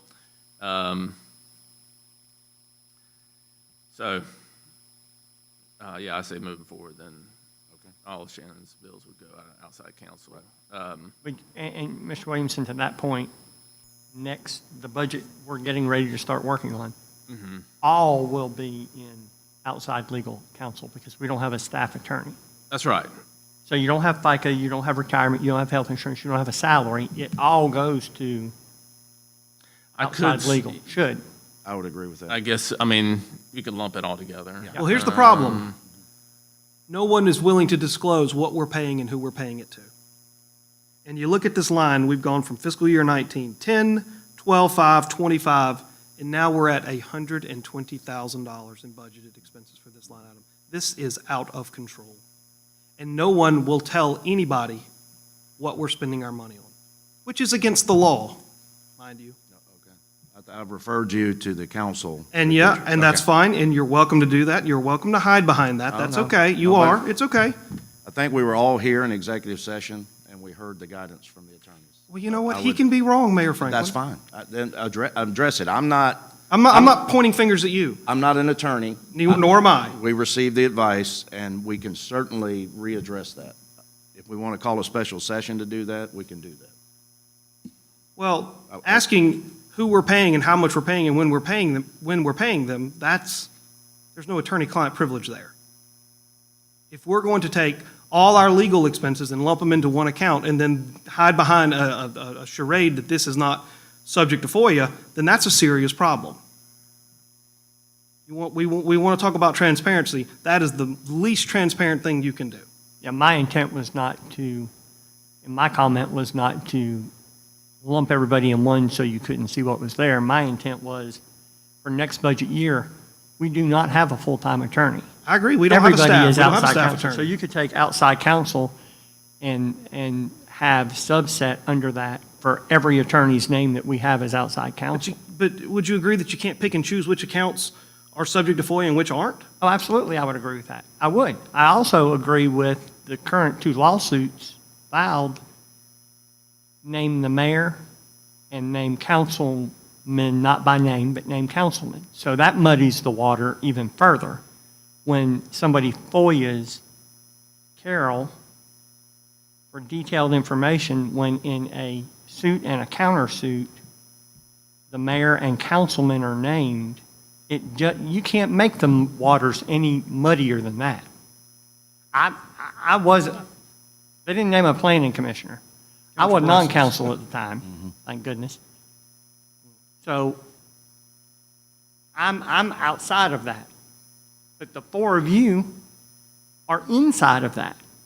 So if one of the 4 of you FOIA to find out a detail, I understand the position it puts our staff in. I'm not saying it's not FOIAble. I'm not saying it is. And I totally get where you're coming from and get your comment. You're an elected official sitting on council. So at some degree, you're allowed to see and be privy to information that a citizen is not, unless FOIA'd by that citizen. My comments are strictly based on budget process. Show it where you spend it, how you spend it moving forward. Totally get why he's paying Shannon out of staff, because that's the budget year she was budgeted. Moving forward, I'm just arguing to show it in the right place, not to hide 4 attorneys in one line item so nobody sees what we're paying. Right. Just clarifying my position. Fair enough, no problem. But regardless of whether or not Shannon was budgeted as a staff attorney at the beginning of the year, she is no longer a staff attorney. She is no longer. So it should not be reflected, in my opinion, under staff salaries. That number should be frozen, it should go elsewhere. You could put, I don't know, but lumping it all in one line item and then saying we can't disclose this to anybody, no, that's just unacceptable. And if this is the position that this town is going to take, then, those of us who want to see where the taxpayers' money's being spent, we'll do what we have to do. And we'll just see where the chips fall. But, you can't come in here and ask me to amend a budget item and then not tell me where my money's being spent. It's my money just as much as it's you guys' money. So that's really the reason why I want to see 3 budget amendments. Because if you're going to say, hey, I want you to amend this budget, but I'm not going to tell you where the money's going, I can't support that. That's insane. And nobody else up here should support that either. That's asking for trouble. But the number, I'm with you.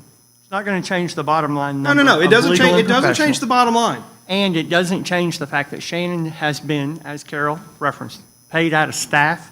So we know that Shannon, our previous staff attorney, has actually been paid $21,752, not counting her FICA retirement health insurance. Well, those numbers should be static moving forward. They should not change. That number should not change moving Yes. forward from today. Yes, I agree. So then we know that Mr. Black, and what other outside counsel do we have? We have right now Mr. Black Mr. Andrew Lindemann. Lindemann. and one more, don't we? There's another one dealing with the Abney Hill. Right, which Mr. Lindemann and the Abney Hill are the minority by a long shot. Yes, we know this. But that, not necessarily moving forward. No, not correct, not necessarily moving forward. So your number, you know your number. You see my point? Not exactly. I don't. Well, your number. Count us Mr. deal in absolutes. We don't Yeah. deal in I'm with maybes. you. I'm absolutely with you, but you know your number to Mr. Black is somewhere less than $60,000 and not over for this budget year. I'd say it's more. Well, it can't be. Well, you're 3 weeks, there's a 3-week difference. No, what we spent so far this year, 78,929. So it's less than 78,929, but it's probably greater than 60. That's our own doing. But Not all of us. Yes. That's our Yes, own it is. doing. Yep. We screwed the pooch on the thing, that's our own doing. No, we didn't. but that's, It is. I mean, rather than get in We the can week. agree to disagree. Well, that's good, but we caused the lawsuit. Yeah. But what you're trying to FOIA is the detail of 78,929 when you know the bulk of the 78,929 has to be Mr. Black. Maybe. I mean, it's not the Abney Hills lawsuit, and it's not the Well, I Cobblestone wouldn't lawsuit. think so. I wouldn't think so, but the fact of the matter is that I shouldn't have to say, well, maybe it's $75,000 in the others three. Shouldn't have to. That's my point. And that's where I say council made its own bed there. And you have to rely on outside counsel or fight the outside counsel. But do we fight them as a council or do you fight them We could individually? fire them. We could fire Shannon. We could fire the outside counsel. We could make a motion to dismiss the countersuit. We could do these things. Absolutely. I'm all for ending it, but I just think we're arguing If to we made our bed, we can unmake it. some degree. We can lay in it too. Well, so far, that's what we're doing. And that's and good, it's, because we deserve it. and it's adding up $10,000 a month. I could care less if it adds up $100,000. We Right. brought it on ourselves, and we're gonna pay it. Until it's We're the done. one that caused the lawsuit. We made the mistake from the get-go. So, Mr. Williamson, your amendment here is based on information you're getting from Attorney Black Shannon, or Shannon. Yeah. And she has to be talking to, I just said, give me something. Okay. Based on what you think the town could possibly spend between now and June 30th, so I can make an educated budget amendment, and that's what she said. So it would actually be 80,000 because we're almost at 20,000 over. Yep. So, and she is saying 60,000 more, she thinks. but then we're here. And I feel for you Oh, yeah. in this position. Where But we're does this- here again. And where does this We're put here. us in fiscal year 2023? Trying Are to we figure another out $140,000 We'll have to in? go back there and ask. I mean, I don't know. Absolutely. Yeah, I mean, I will do that, but my immediate question was get us to the end of this fiscal year and go ahead and get this thing, so it's relatively close. Which is a question, Mr. Mayor, I think I asked you, and I'll ask it here for further clarification. Do we amend, I appreciate, once again, staff bringing this to us, but are you amending that individual line item, or are you requesting amendment to the legal and professional total? And why I ask that is you can go through this budget and see issues where we are over in a particular line item. I don't look for a budget amendment Right. on a specific budget account number that's over. We have to, as a council, be able to step back and let you do your job and look at the total. So are we requesting, staff requesting, total legal and professional be increased from $257,958 to, it would be an additional $60,000 No, 80. or $80,000? 337. Which, if you go to page 8, our total contingency is less than $32,000. Right, so I would have to we are amend- $48,000 short.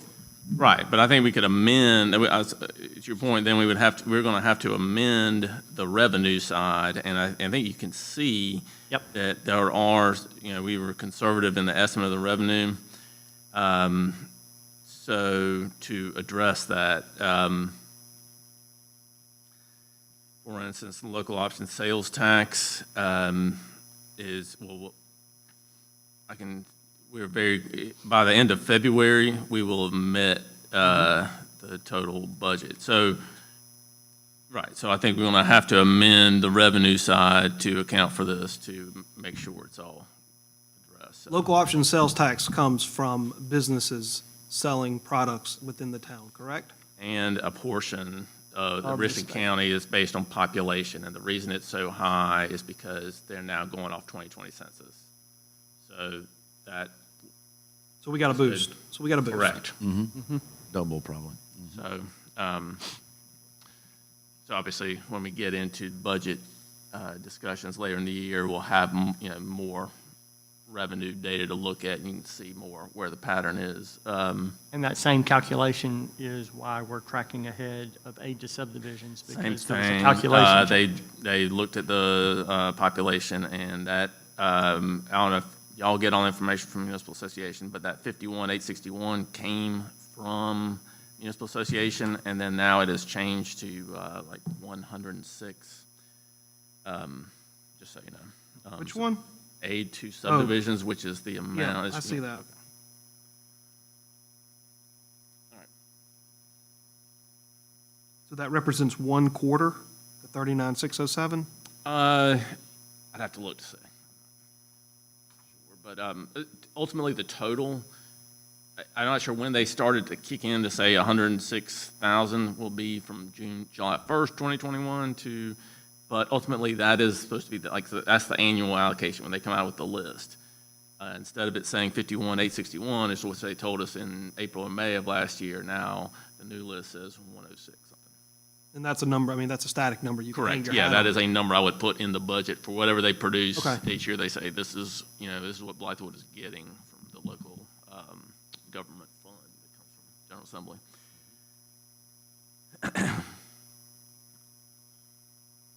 So,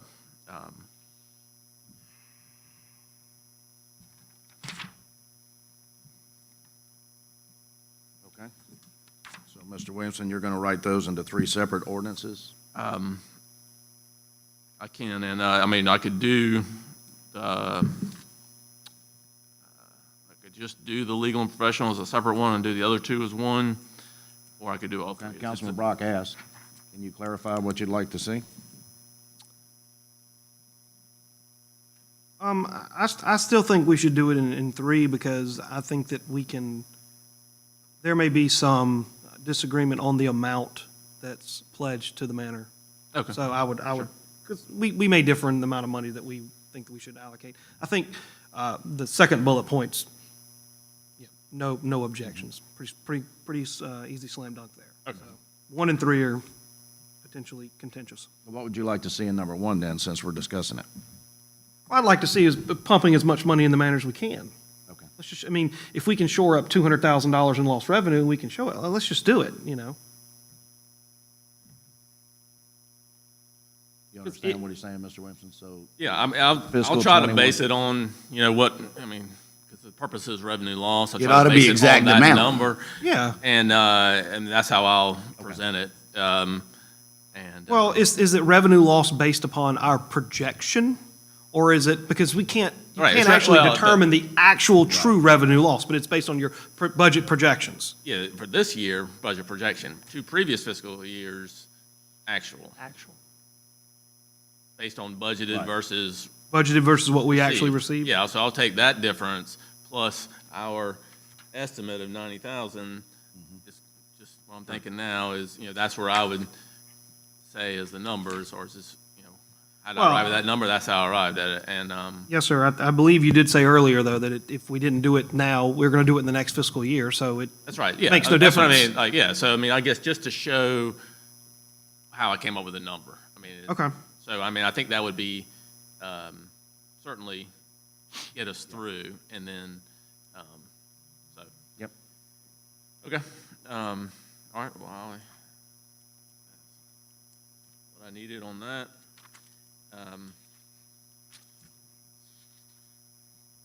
You ready to move to Part B? Part B, fiscal 2023 budget work session. Mr. Williamson. Thank you, Mr. Mayor. So now, move into just trying to get the extra funds that we'll have for fiscal year '23, or an ARP funds, and then a state earmarks fund. So what I have done, so first off, just to start off and lay the groundwork for what I sent y'all in the email, is that on that other next section in your packet there is the title from the final rule overview. It's titled Replacing Lost Public Sector Revenue. And then under that says Determining Revenue Loss, and then it says in bold there, recipients may elect a standard allowance of $10 million to spend on government services through the period of performance. That's essentially where I think we should be. And then in terms of how that can be used on the next page, spending on government services, and it has a list there. of things, and, one of them is general government administration staff and administrative facilities. I think that's where we can kind of spend our time and fall into that category. So that's kind of the groundwork for the rules on ARP. So we can talk about that first. Does anyone have any questions about kind of taking that approach? That's recommended by our accountant, Shane Kirkley, and Municipal Association.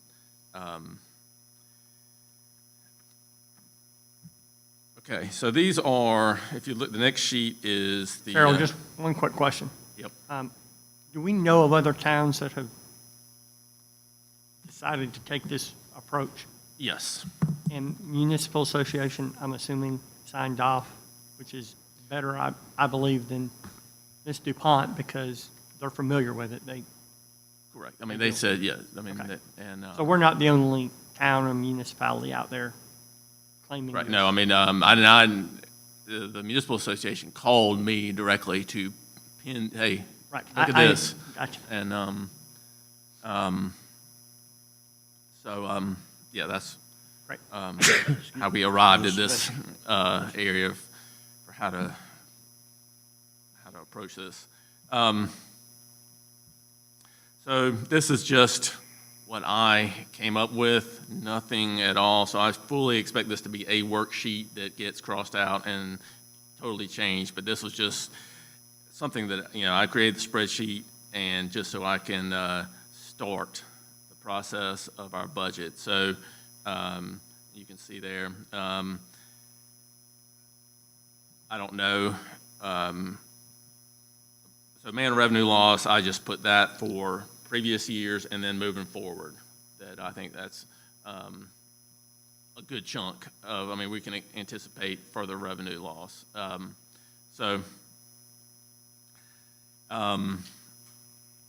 Farmers market, it all depends on a lot of other factors, so I just put that down there. I can just explain to you about like the I-77 crosswalk is that I'm pretty sure that we will be able to get a grant that is a DOT, they call it, it's through the COG, but essentially it's an 80-20, and so this is just an estimate of what potentially that 20% could be, because I think the DOT would pay up to $180,000, so that's kind of figuring out what would we pay. Councilman McKenrick asked about small business incentive, and so again, I just put what I thought, but whatever y'all come up with on that. Go back. The fencing across the I-77 has ballooned to $225,000 estimate? Well, I'm saying. Maybe. Okay, this is the only reason I came up with that was because DOT said they will pay up to $180,000. So you said we're going to max it out, And then, they and said. this is what we can right, get. and they said Okay. they would pay 80%, so I'm like, okay, 180%. Okay, so this begs the question, where in the hell did the $11,000 that they were willing to pay came from when we were having this discussion a year and a half ago? Because now it's gone from $11,000 to $180,000? Something doesn't track there. Yeah, oh yeah, well, we were working on it, and they were like, yeah, you gotta do this, and then they said, hey, you know what, this is actually eligible for a grant, and, Okay. I know, Goodness so, gracious, okay. yeah, so we kind of stopped the whole, it's been in the budget in the in the hospitality tax section for this enormous amount, and then they said, oh, well, actually, y'all could get a grant, so I, in the midst of working on this, talked to the COG, they said mid-February, they ought to have some guidance on how to apply, so I will know more, but I can't apply yet, but I'm keeping in touch with them. And so, yeah, so that is, I'm just trying to kind of think, okay, what's if they say they will pay $180,000 and they're paying 80%, 180 is 80% of Absolutely. 225, 45. yeah.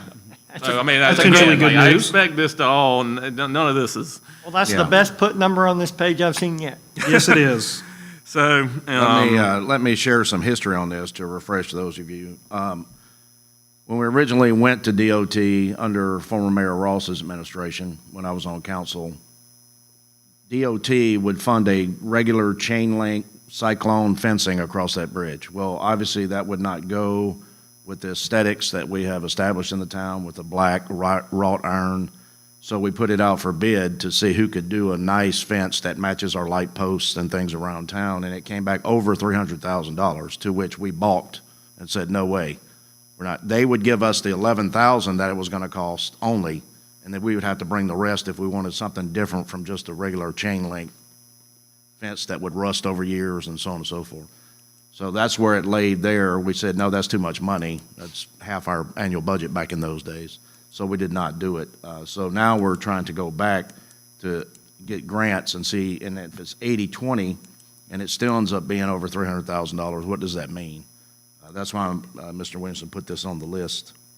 If you're gonna do it for safety purposes, there's a need there. You know, bicyclists going down the road, if you hit you're gonna write off. And you see it done in other communities, where they put up a real nice fence, they have a big sign with your BW or whatever, or welcome to Blythewood on both sides of it. So we have a big vision. We even have some drawings, I believe, and some pictures that we brought to council. But that's where we stand there. But it's And- something that needs to be done for safety. DOT controls that timeline? The DOT has to do it. You can't, they have to even put the bids out because it's a safety issue and it's on their right of way. It's over an interstate highway. So we can't just pick and choose what we want. They do the bidder and receive the bids. And that's where that $315,000, if my memory serves, is what it came back as. Do you remember that, Eddie? Yeah. Okay.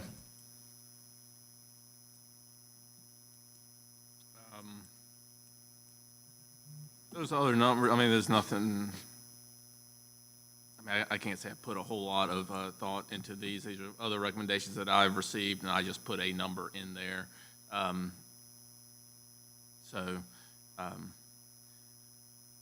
This is just a starting point. So that's what I'm looking from y'all, is to get some guidance on what you would like to see when we start drafting the budget. I think everybody got a request from the Big Red Barn, should have got an email, and Richland Counties is doing the same thing.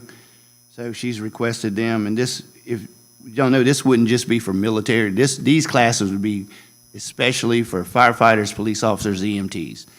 Because of the pandemic, the stress they've gone under, this would be an opportunity to reach out to first responders, not our military. They do the military ones over there anyway.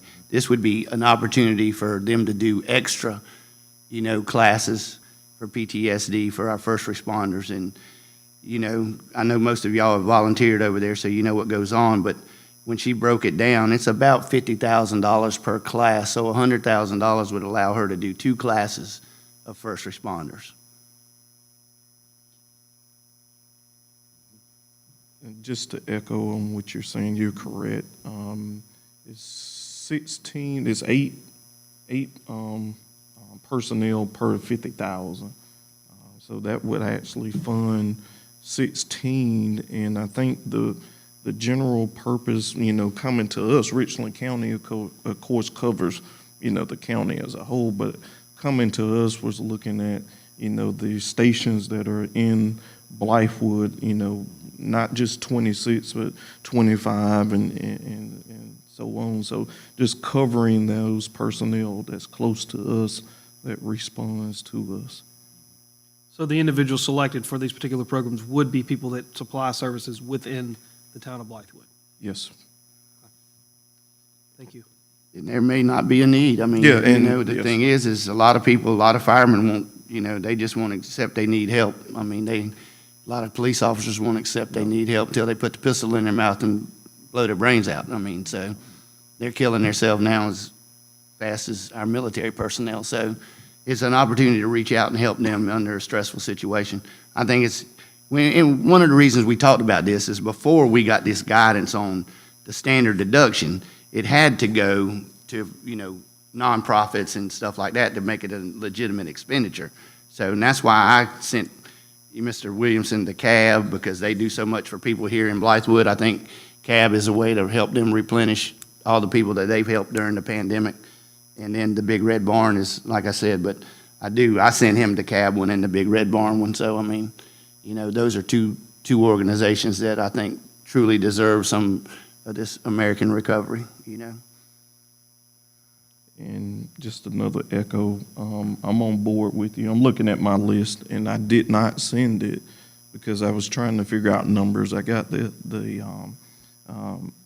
BRB numbers, my estimate for the cab was actually set at 100 for the cab for them, because personally, both of those services during the pandemic never stopped. They never stopped. BRB modified some things, just because of living in the quarters out there, but I know the cab never stopped. And so I think that those are two outstanding organizations that actually help Blythewoodians. And then we can go as far as just saying anybody, because I know the cab was giving cat food, to seniors that they were getting food and their animals were too during the pandemic. So I definitely agree. I just raised the cab to 100 on my list for them. I'm glad you clarified that, because you came across as giving seniors cat food. No, I mean, but I took an initiative to go over there, to sit down with Katie and the other volunteers there to learn, not go over there as a councilman. I wanted to learn because there were constituents that reached out to me during the pandemic that needed rental assistance, that needed food, through some of the storms that came through, trees that were falling on their house rooftops. And these people weren't even in Blythewood town. That was interesting to me. They're in the zip code, but they're not in the town. And reaching out to them, I seen an opportunity for me personally to go over there and educate myself on their processes, to learn different things. I learned that they would even pay for car repairs for you to get back and forth to work. You need a nice suit for an interview, they will help you take care of that. But most importantly, they will help you learn budgeting, personal budgeting.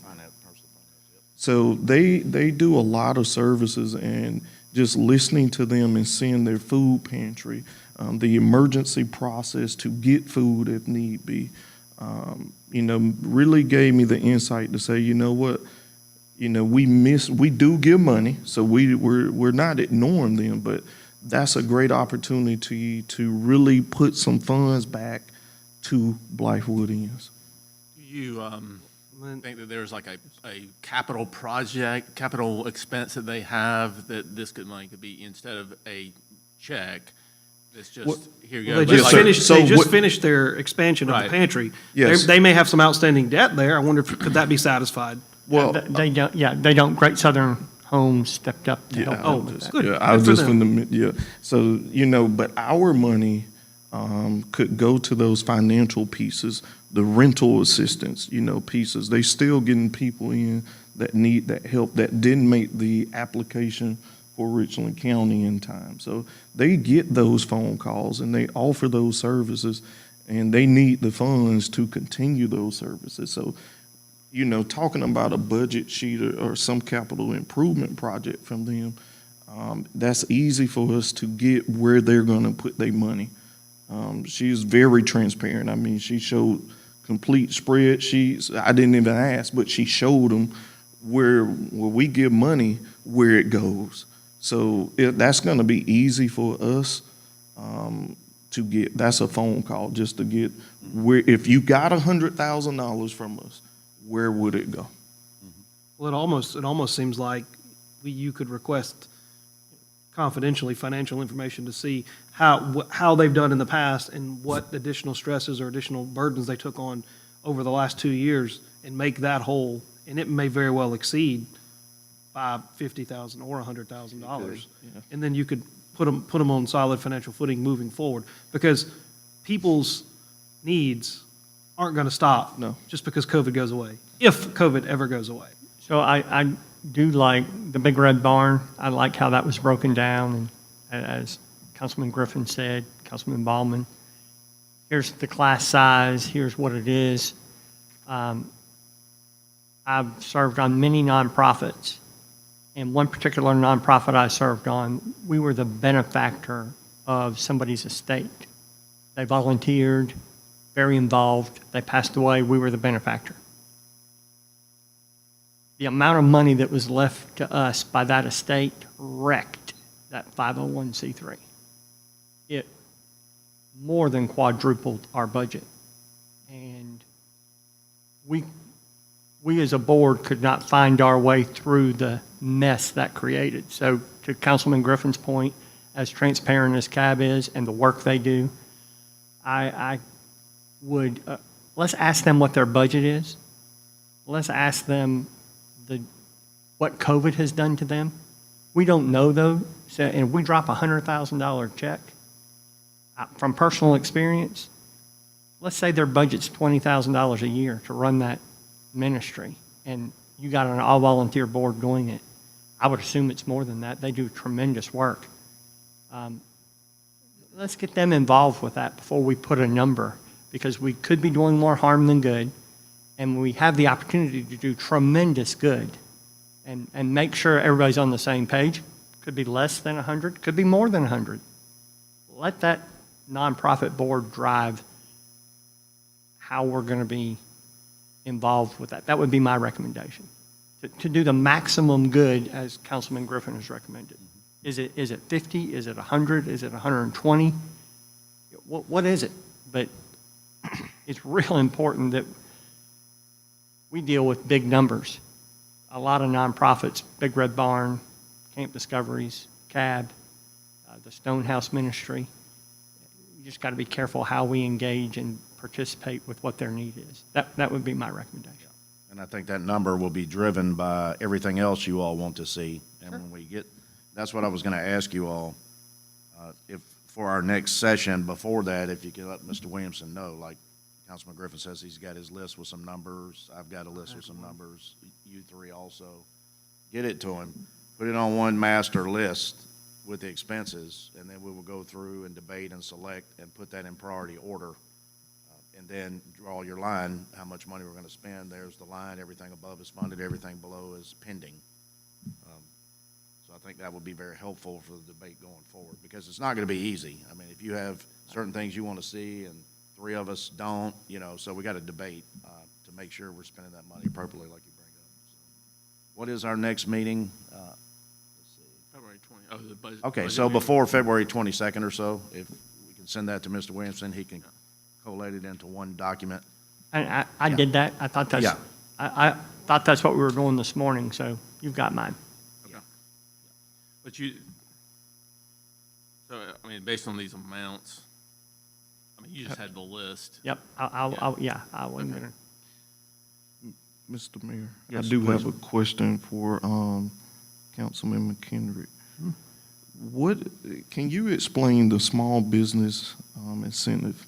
And I'm asking that because I know beforehand, I reached out to the chamber several times, text message and face-to-face, was asking more about business license, paying business license for the businesses. Before the ruling came out about that you couldn't really do that. It was still vague at that point. But I didn't get any responses back, and I followed up with the response on what exactly does the business sector need, because my understanding during the pandemic, we didn't lose a business in town, and we actually came out good as far as revenue gain from businesses in town paying taxes and business license. So I'm just curious, what exactly are you wanting or suggesting that $200,000 for? Thank you for the question, and when I sent Mr. Williamson my list, I didn't attach funding to that. It was more of a, here are the things that I would like to You see did. us as a Yeah, I just council. stuck that in. There's a number. Yeah, he just put a number in there. It's Okay. all put into it. As small businesses are the driver, and I'm not talking about a franchise, I'm not talking about a hotel chain, I'm not talking about Kentucky Fried Chicken. I'm talking about the small businesses that are in Blythewood day in and day out that suffered through the pandemic. I mean, they were hurting. We as a town need to recognize that, and now that ARP has revised what we can use this money on, I'm in favor of working with the chamber, working with the Merchants Association, working with small business owners, and coming up with a way of giving some relief, as small or large as that may be. Just recognizing, very much like recognizing what the cab does for the community. Recognizing that we as a town understand small businesses are out there, and it's a difficult thing to maneuver. I mean, last night, the Blythewood Chamber BW After 5 at the Cigar and Wine Shop, that's a small business. That's a sacrifice to run that business, and particularly that business through a pandemic. I can't imagine. It'd be interested to get their take on what did the pandemic do to them, and what sacrifices did they make? So, I'm sorry. So just to, and I mean, I didn't get an answer to that, because like I stated before, I proposed something to the chamber. And I didn't really get anything back on the business license end. I followed up with what exactly does the business sector of Blythewood need? What are they looking for out of ARP money? I still got nothing back. And I'm listening to you, and I still got nothing out of that. I'm looking for tangibles. Not saying you did anything wrong. I'm looking for tangibles like we closed down, or we had a roof leak, and due to not making revenue for 8 months, we had our doors closed. We need assistance in the form of some grants. I'm asking for that particularly, and then to answer your question about the cigar, I am very close to Teresa and John. And during the pandemic, they seized the opportunity to expand that lounge. What you seen last night, the patio wasn't outside prior to the pandemic. The room where the food was last night wasn't there prior to the pandemic. The actual humidor, there was only one system in there prior to the pandemic. They took advantage of that shutdown time where all businesses were closed, and they actually invested money back into their business. And when they reopened, they were blessed, fortunate enough to make that revenue. So, they didn't lose. Now, I'm not saying all businesses in town had that privilege of actually being blessed with revenue, but I want some tangibles to this one. And I know the director is out for the chamber, and I'm sure he's aware of me texting and asking those questions. The actual chair, Mike Ross, the same question. So I want some tangibles on this before we come back. For me, a tangible, I can give you an example. For me, a tangible would be, because a business license is based off of revenue. And is that not correct? Oh, yeah. So take all our small businesses, what they paid in a business license, because that's based off revenue. The size of your business dictates what you pay in a business license. It was almost 400,000. Come up with a formula that we can rebate back to a business part of that business license. Figure out a way to do it, because now you're benefiting that business back based on the revenue that they produce. That runs, So that's that the runs same- counterintuitive to what you just said. Yes, that's the same Because thing. you just said, sorry, Councilman Griffin, Go you ahead. just said that when you talk about small business, you're not talking about McDonald's, Hardee's, KFC, Wendy's.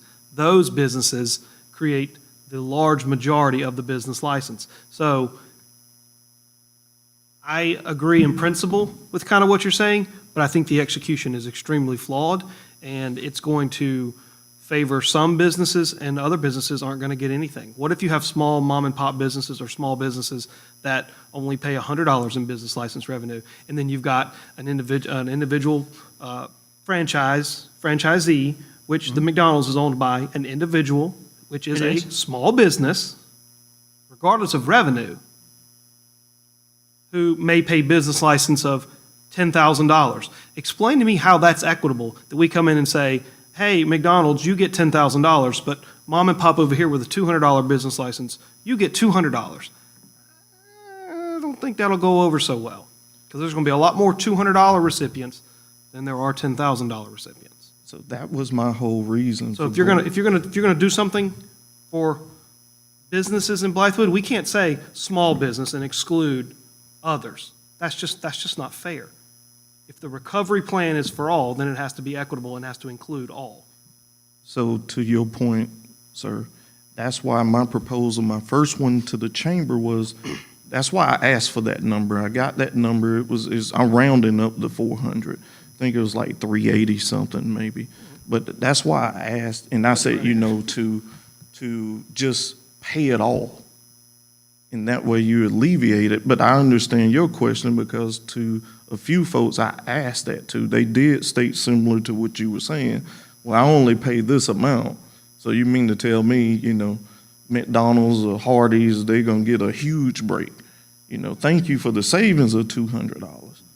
But now I'm thinking, somebody paying 10,000 plus. But that's why I put it out to the chamber, because my understanding the chamber is the hub of the business community. So let me get what the hub is feeling. Let me measure the temperature from the hub. So I just think. That's not all inclusive. Well, I know, but that's a start. It's a start, but I want that broke down, because we're talking about trouble and legal past troubles and things like that. That could really get us into some jams, in my opinion. As could assisting the cab and not assisting the Stonehouse Ministry.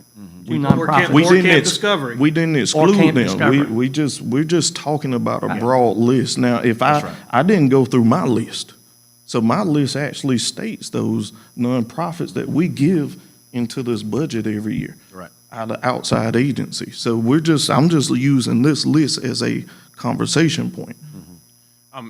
What do y'all think about as far as businesses providing some kind of a grant for improvements like HVAC repair, which is a ventilation, one of the components of, combating COVID is having better ventilation systems, offering a grant to make, significant repairs or upgrades that they apply for, and then also facade grant is something that, again, is giving them, they may not have had the funds to make any improvements facade-wise.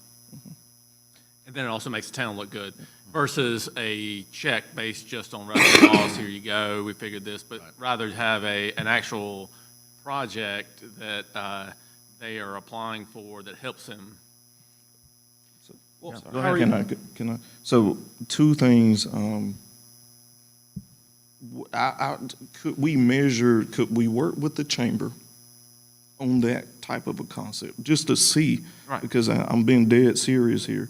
I wholeheartedly ask because I'm concerned about what the business sector, what they wanted out of ARP, not trying to be the shiny star or the hero. I take the initiative to go ask, even in areas I might not be popular in, but I want to ask because we have the funding. It ain't about Sloan Griffin, it's about putting the funds where the funds need to be put and best used. So I would default to you, sir, if you have the time and the mayor allows, just to send an email to them and just measure the temperature of the chamber. I was just and thinking about at least like going down that type Yes, of avenue yes. versus a, business Yeah. license paying all of them. yeah, or So- something where it's not really necessarily based on revenue where, you're getting such inequitable, but just saying, hey, the expense for an upgrade to a building is the same regardless of, I don't know, just another thought, just in terms of having a significant improvement, tangible improvement. Yes, sir. That comes from the funds. And I like that. Yeah. And I like that. But, and then to the point of the grant, I just want us to make sure that the grants are non-discriminatory grants. That we do offer equal and fair opportunity to those grant. Yeah, well, I would certainly, funds. I'm just- out the yes, sir. way that, I would look for expertise on writing the grant application and all that to make sure that everything is. And I don't know if we, as the town, would manage that, or would that be a third party to manage that process? Yeah, I mean, I haven't gotten that far. I'm just- but, I'm just- Yeah, I mean, it kind of, I guess, depends on the scope of it and how complicated we make it. I got you. Thank you, Mr. Mayor. Okay, thank you. Some of the problems that are popping up in my head with this, you talk about a grant-based program, is it gonna be 100% funding of the town? Is it gonna be a matching grant? If you make it a matching grant, there's gonna be a large percentage of the businesses that don't have the extra capital to match the dollars that you propose, so they're gonna get zero. Talk about improving buildings. I bet you there's a majority of people, or the majority of the businesses in this town that don't own their building. That does not, I mean, it will indirectly benefit their business, but it will benefit the property owners a lot more. New HVAC, new roof, new signage, new fresh coat of paint on their building. Doesn't help the business. It makes it look a little better, but doesn't put any more money in their pocket. Saves the property owner some money. There's some flaws in some of these proposals. That's- And who are we ultimately to tell a business where they should and shouldn't invest their money? That's why I want tangibles to this. This is too The broad. chamber, I don't believe the chamber's where you start. I think you print out your list of everybody who's paid business licenses into the town. Those are your clients. Yes. Those who you reach out to. And those that respond, that's great. Those that don't, well, you can't force them to come to the table. It sounds like we need to do a survey to the businesses in town. All the registered businesses that pay business license to the town with simple questions. You know, we lay out guidelines for the ARP money and just get their feedback. I think that would be probably one of the smartest approaches Better place to start. to start and I mean to piggyback and let the chamber, like I said, I reached out, let them still do it, but we need to put out a survey to the businesses, and that's a simple mailer. I mean, we don't have to invest in some crazy online piece. I mean, yes, it'll be easier and quicker, but I mean, we could mail simple questionnaire, mail it back, drop it off. Hell, business license time is coming up. So when you come pay your business license, drop this off. That's just my thought process of it.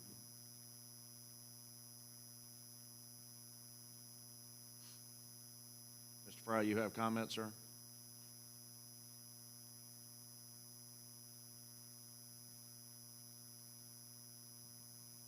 I agree with your point there from the standpoint that it should be from the town business license base. And to your point, I did query people, and Yes. it was much, we don't know what we need. And business license rebates or grants or whatever, I think is a starting point. But I do believe that, and again, the town business license base, not chamber-wide. And of course, we would assist, but it should be merit-based of what their needs might be. And if they show a tangible what impact they had, that they need to replace something, and how to monitor or third-party or interact that. Don't know the full answer to that, but certainly we would assist, you know. But it's got to be a judicious factor, you know, not just standard, everybody gets the same thing. Mr. Mayor. I do have And that's my question. opinion. No, I do have one question on, since you're here. Do you, as far as the membership, do you know of any business that was tremendously affected by COVID, closed their doors, still struggling, you know, if they stayed open, still struggling right now to move forward? Do you know of any business, and I'm not asking you to name it, but I'm just wanting for temperature? To be specific, none closed their doors. Struggle, yes. Some more than others, and to your point, some made the investment and have seen the dividends. So do you think we fared better in Blythewood than other municipalities around us as Yes. far as business? Yes. Well, the revenue, H-tax revenue dictates that. Well, yeah, I know, but I just, you know, and I'm not throwing punches at you to that point, or yeah. anyone. I just wanted to, you know, since you're the the face of the chamber here in town. So I just wanted to measure that through you. I appreciate it. Thank you. Yeah.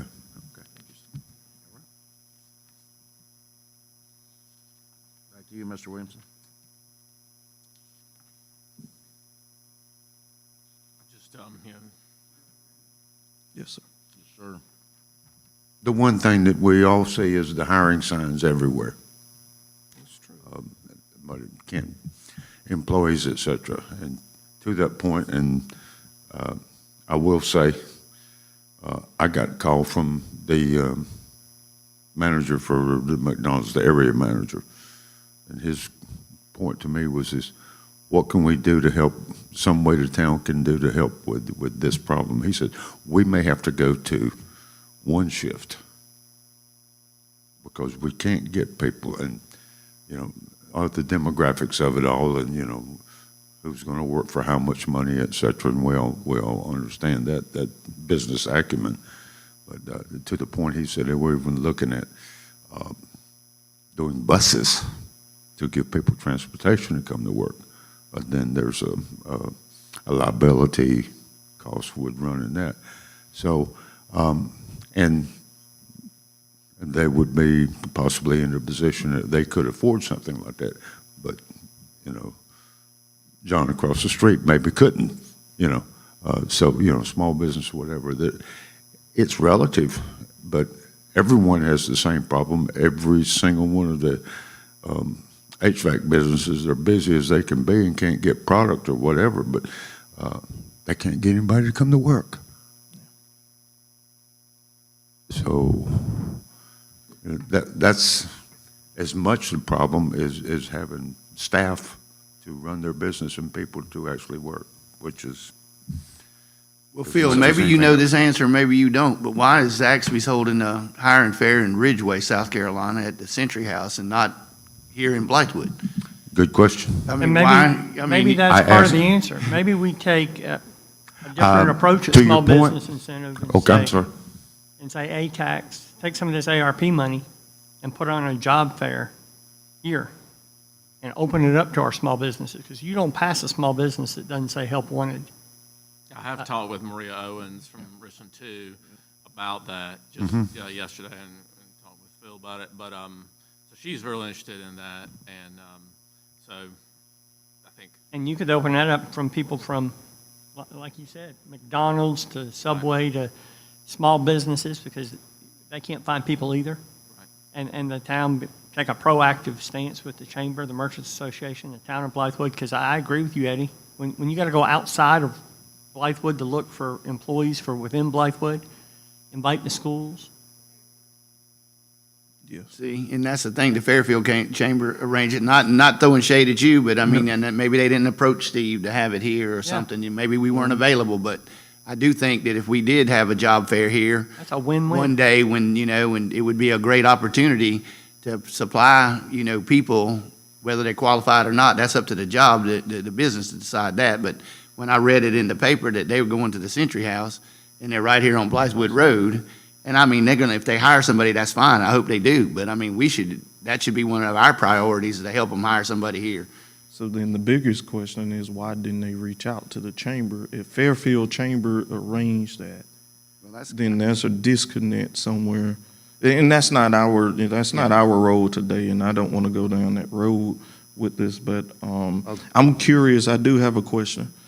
You said something about buses, and I know previous administration, before the majority of us were on council, done away with the bus route. And then you said something about McDonald's, talking about busing. Do you think that's something we need to revisit, is some form of bus transportation back here? Do you think that that would get some workers up to McDonald's and Hardee's and other business? I want to be specific to 2 points here. Number one, you're talking about Ridgeway and having the hiring event there. Specific to the McDonald's request that he asked me, he says, people in Northeast, the Summit, et cetera, don't want to come to work for us. They don't want to work for that. We can get people from Fairfield County that will come to work, but transportation, and that was his specific point. So that might be part of what, the Zaxby's thing. I spoke to the area manager at Zaxby's, and he said, yeah, we're going to do that event because that's probably where we're going to get our people. Now, and I don't know all the answers, obviously, but, it's the pure economic factor of opportunity and what's in my pocket and what I really need. I mean, we all face that in our own lives every day. But back to the bus transportation with Mr. Ando and CMRTA, we did that. It was significant apathy. We couldn't get ridership on those buses. And, we tried, town tried, and we supported it, but there was nobody rode them. But maybe it was because it was going to what particular route it was. I don't know the semantics of all that.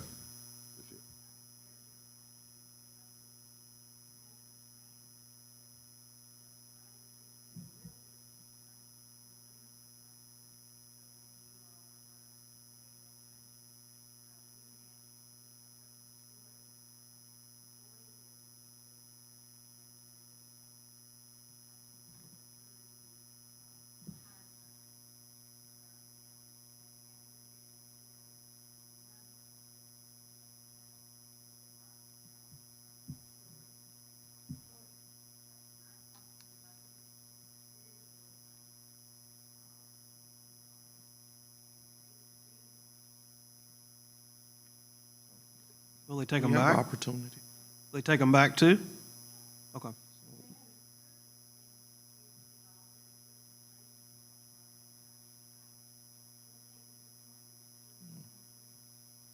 And that,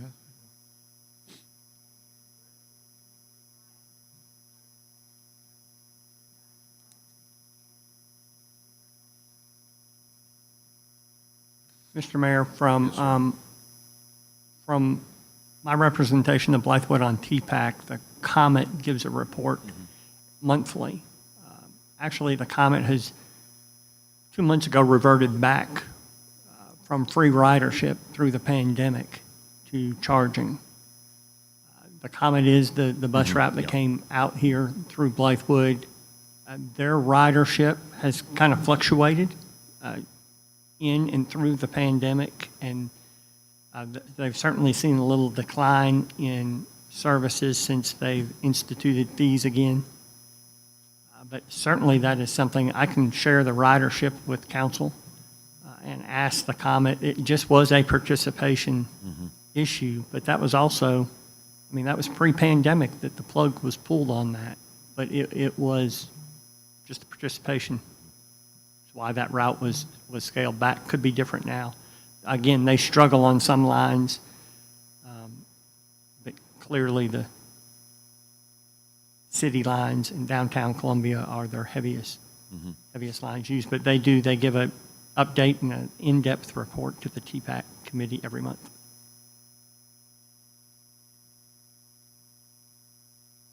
Okay. Mr. Williamson. I'm just looking for what else y'all want to see on the draft budget and amounts just to reflect your interest. Mr. Mayor, where are we on, and it's listed on here, employee bonuses, retention, new hire? Do you know where we are with that process? Yes, staff has put together a spreadsheet. I think we saw it originally. Again, that we don't necessarily have to go by that now as Right. much, but I know there was a question about the attendance, and we do have some data on that. Just put on there, and then whether we wanted, we could certainly use these funds for hiring new employees as well. So it will be listed, to answer your question, it will be on this master list. When we turn in our recommendations, that will be one of the items with the cost associated that staff's already done.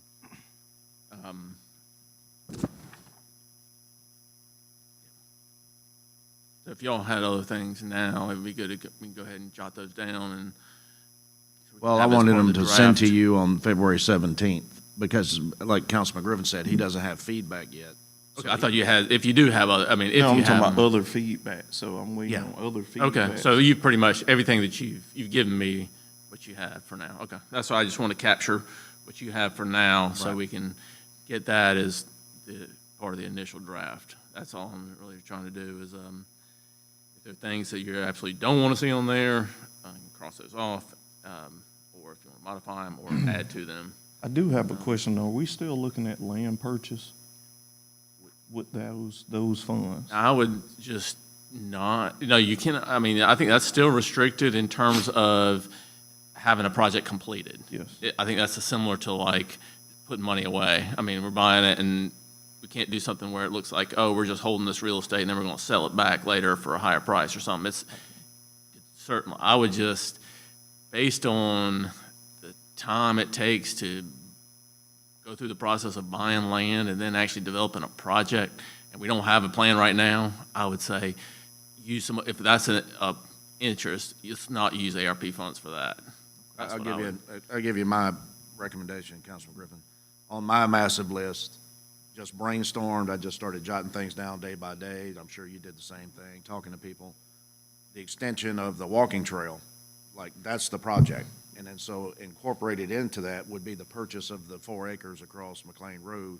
And so that walking trail and the purchase would be one project. If we say we decided to fund it, then it would start at the same time. So we'd buy the land, we'd get the developer to come in and do the boardwalk by the swamp / walking path around, clear off an area for maybe a small football field. That would be an example of one project, packaging it all together, which from what I understand would be acceptable under ARP, because you would have it done in, say, a 6-month Yeah, I mean, you're period. basically calling it a nature trail. Right, nature trail. And that's one of the land purchases I was Right, referring that's to, right. is that project over there. So that'll go on our master list, and it'll have a cost associated, and then it'll be up to us to come together and prioritize, and then draw that line I keep talking about. If it's $2.2 million, go down 2.2, draw the line. Everything above the line will be funded, and we'll pending the bottom, the ones that are left out for some future date, or if you so choose, to go into the $5 million surplus general fund to purchase and fund some of those projects. That's doable also. I just wanted to follow up a little bit. And I think now's the time is right. If you really want to do that land purchase and you really want to get that acreage that we know we've been talking about, if you saw the lot right beside Kelly Ballantyne come up for sale the other day, 2 acres for $595,000, and we got a chance to buy 27 acres for $1 million or whatever, if we're going to strike, the iron's hot now, and then we need to use that general fund budget and buy that land, that way there's no restriction on it. And we've got the money to buy it. If you see somebody buys that piece of lot over there for $600,000 for 2 acres, now's the time to jump on the land purchase, because it's definitely going to go up from here once they And I believe that lot sold. see. Did it? What? 2 acres? It's only been on the market like a week. Yep. I don't know, I just talked to him last night. He said, Well, I mean, I don't want to get into it, but I just talked to him last night. but I He do was there think, last night at the. I do think if you want to do the land purchase and what you talked about before, I think now that the iron's hot, it's time to strike, regardless of this fund. I will add that to the master list. Do you remember the price on that, the acreage over here? I can't remember it right off the top of my head. McLean? Yeah. 2 million. Okay.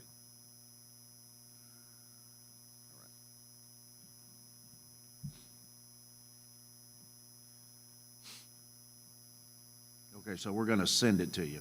Okay, all right. Okay, so is anything, I mean, I just. I'll get back, what I'm I just waiting can, on 2 and, pieces. And then, And then you just list them all, non-priority, Okay. what we give you and what you think, and then the costs associated, and then we will come back and okay, that's great. shift that around by Yeah, what we so think. that's what I need, is just Yeah. a draft. Okay, and then the same thing with the state earmark, and maybe that just falls Yeah. into the same category. So just so y'all know, for this type of fund, we have to submit a budget to the state before before they will give us those funds. There is no timeline associated with this. This is earmarked for the town of Blythewood for Doco Meadows Park security upgrades. But I think she would like this. No, sure. So anyway, that's the purpose of this, to get this to the state. They did say we could go back and say, okay, this money started in August of 2021, and therefore we could put the security gate and the park security cameras in that, and that also helps satisfy the fact that she just said, even though there were other things listed in the request, the title of the earmark is park security upgrades, so we have to spend it on some portion of it on park security upgrades. So that's why I said, okay, well, we've actually already done that, so why don't we just go ahead and put that as part of it. That's just a suggestion. And then I just put something that council's already approved is the zip line. You know, it's continued to get delayed, but May is the last time they said that that would be available. But anyway, that's an expense. And then in conjunction, when I got the quotes for the zip line, I also got quotes for artificial turf or that rubberized. And just so y'all know, I mean, talking to many different park managers, they said that artificial turf holds up so much better than that replacing the rubberized surface is so difficult because you can't do it in portions very well, and it doesn't hold up very well. And they said that they are steadily replacing the rubberized with turf grass. So anyway, that's just a quote that I have in hand, so I just put that on there. That doesn't, that's just. Well, I believe we're at an impasse here because Mr. Moscotti just briefed. Right, Yep. I know, So- so that's when it's good to have Mr. Yeah. Scotty here, because Yeah. I didn't know any of that, and, so anyway, that is kind of a question of, do we want to continue to add onto the playground if we're all of a sudden, all we're going to be doing is totally changing the layout? I think we're And, okay now because last year we made the improvement, and then, so the next one will be scheduled for later this year. We can hold off on that until we find out his big donor and all the things he's working on. So would you recommend I hold off on the zip line? Because it's already on order. I mean, Well, We have- that could be repurposed. Yeah. So anything we order and install could be repurposed. yeah, right, okay. So I don't think we're losing there. I think we get it now because if we wait, that night, you move know, it or something, yeah. it could be more. If we cancel that order and order it in today's price, could be significantly higher. Okay, so I mean, I'm not gonna tell him to cancel the order or anything, Do you want but, me to brief? it's independent of this. Yeah. I mean, this is already allocated to come from state accommodations tax. Councilman Griffin has something to add here. So just, I don't think you know the earmarks, do you? I think that Yes. might be new to You mean this Councilman. 250? Yes. Yeah. This came from. Okay, all right. So just going back on some quick history on the earmark piece. So, just in case, members hadn't seen that list of, items that are up for use, of those funds, obviously the security improvements, adding, emergency call boxes and cameras, which we've done the camera pieces. The emergency call boxes are meant for the trails and other parts of the park. The main entrance gates and railings, that was coverable. Bump guards in front of the playground area there. Then the sports fields, making drainage improvements, lighting, walking trail, make improvements on the washouts, on the walking trails, repairing holes and cracks from flooding, tree roots of sort, trail lighting, replacing lumber on the bridge, and the playground area, adding piece of ADA playground equipment, and then the marvelous splash pad if applicable. So those are just some of the things that we could use this money for. That went well last year, working with the State House to do that. I re-engaged them again this year. The mayor and Mr. Williamson made aware of that. And I'm hopeful and hopeful that that we will be looking at 500K this year, and that 500K could be used for, it's for the ball field. The field over here, Mr. Muscati was, that's why I asked about cost to that, because that cost could actually pay for one of those fields, lighting, you know. And definitely, if we need to make some amendments, we can make some amendments to that to support that. So I'm look forward to his added piece with that, so I can get to the State House as soon as possible.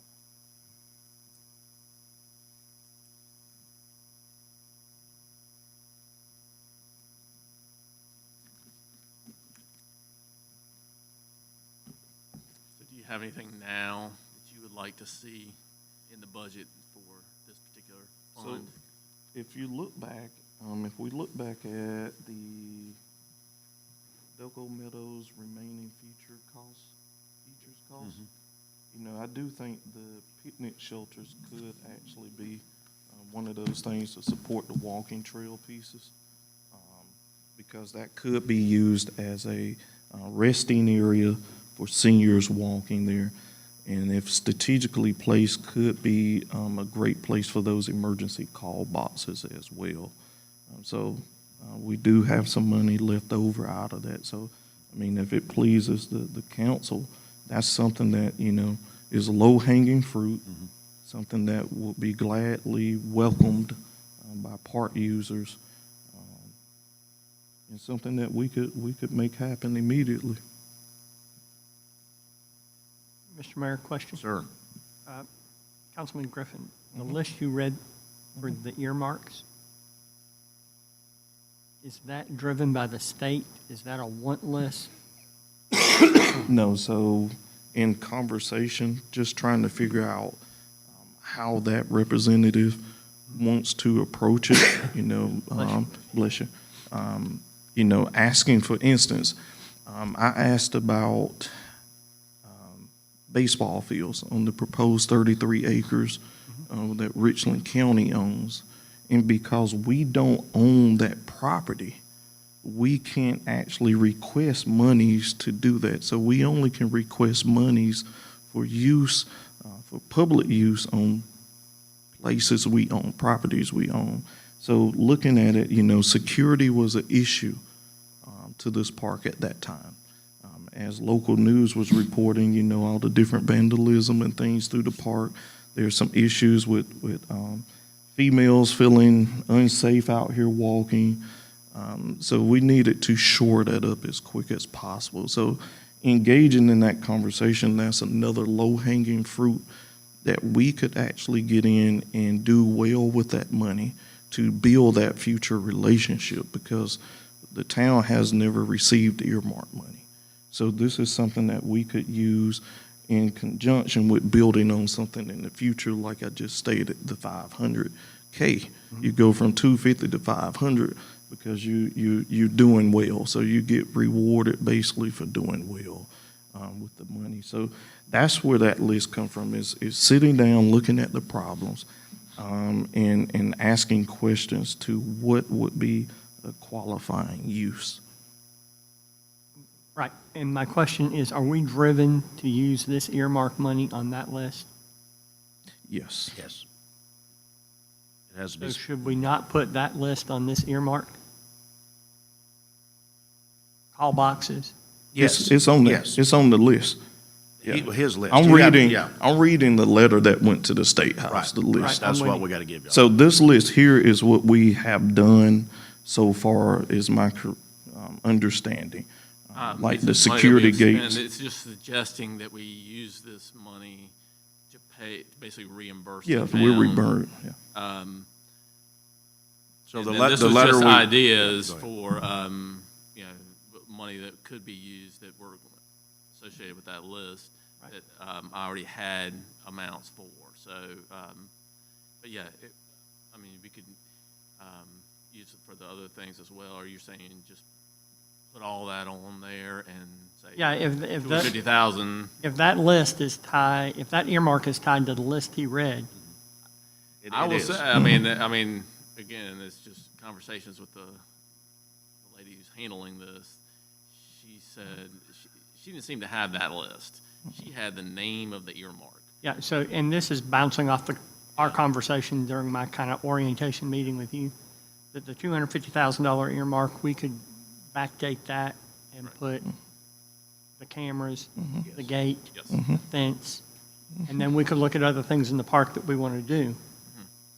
That was the I ideal would for that say, I would list. say the best thing to do is use what was in that letter. I mean, I wouldn't deviate for that unless there was some reason, and then I would want to, I guess, say, hey, we recognize that this was what we requested.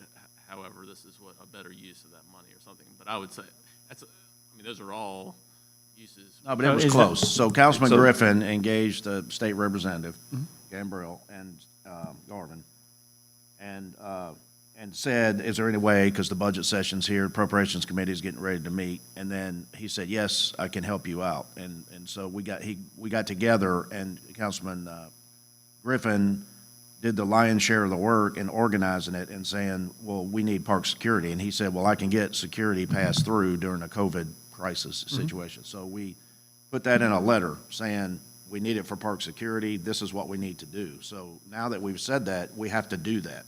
So, and that's what the staffer who's working the action wants to see, are you indeed doing it, and how much are you spending? Are you spending it all? And that's what we owe back, and that's the list he's reading, and we're gonna send that back. So when the money does hit the account, we have to indeed, we can't deviate, we gotta do what we say we're gonna do, or we're gonna violate that trust we're building, and then No, the absolutely. 500,000 that he's gone back for, And- we're gonna do the same thing. So can we share that list so we see? Yes, yes. I guess Yeah, through I'll send budgeting, it. we'll get it. I'll send it. Yeah. Yeah, Yeah. I'll send it out. And then if there's a backup earmark coming, Potential, yep. Potential.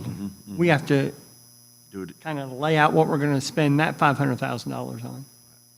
And is that done through I know this one must have been at the end of the budget process, because there was a little bit of time there where there were going to be earmarks, there weren't going to be earmarks, and then the veto came and they passed it, so. And actually, they overrode overrode his the veto, right. Through budgeting, would you talk about $500,000 potential earmark? And what that would be spent on? My opinion is, not through budgeting, but just to have a sheet ready to go, and if they say, yes, you're gonna get the money, then it would go into the budget process. Because- And we would I would amend our say, budget. yeah, I mean, I would put that in They there. would have to. So what I'm looking for is, when I asked Mr. Muscati, is the cost of that. And that's what I'm gonna follow up with him, because if we get the cost of constructing that field, it makes our case much easier, because we have cost estimates on the table to show where that new No, money yeah, would go. absolutely, it does, but my point being, we can't let the State House dictate our priorities on our budget, on our park expansion. That has to be a both and. While earmarks are a necessary evil that we live with, if we're not ready for fields, maybe we say that the farmer's market, and that piece is. I'm just saying we have to be careful about how we advance it. There is no timeline on using an earmark, but at the same time, we got to make sure those two things line up. That's right. I mean, that's great. I'm not going to call it free money, but almost.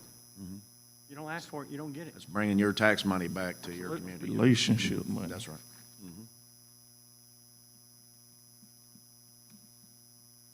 Okay, Mr. Williams, what's your recommended way ahead here? Do you have enough information now? I know we're working on the next letter. Councilman Right. Griffin. I was trying to for get this, that. I mean, if you had priorities that you wanted to see from that original list that you would like to see on the budget, I know we're not in an action session, I know we're in discussion, but I would highly suggest looking at those picnic shelters. yeah, I put that on there. Okay. And so what he had was 6, and that's 180,000. How much? Do you want me to put that?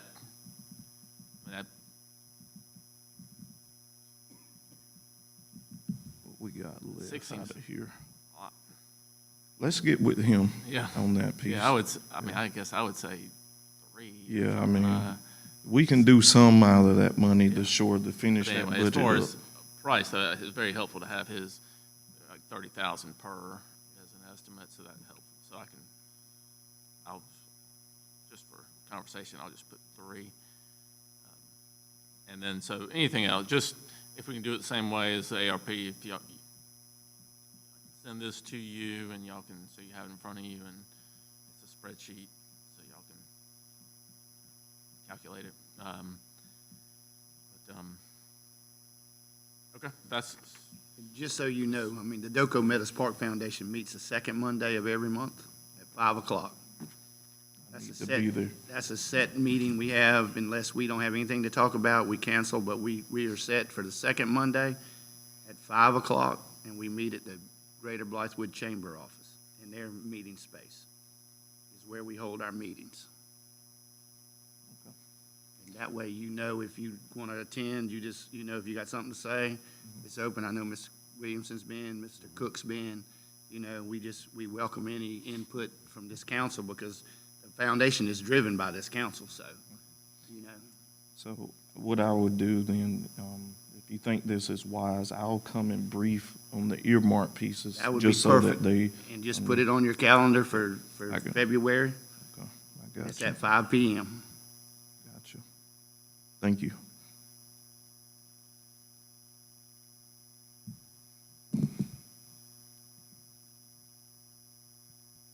That's Valentine's Day. And Michaela is on that foundation, so, I mean, it's a lot of input from this community that's on that foundation. Second Monday will be the 14th, right? Okay, I'm putting it in now. all right.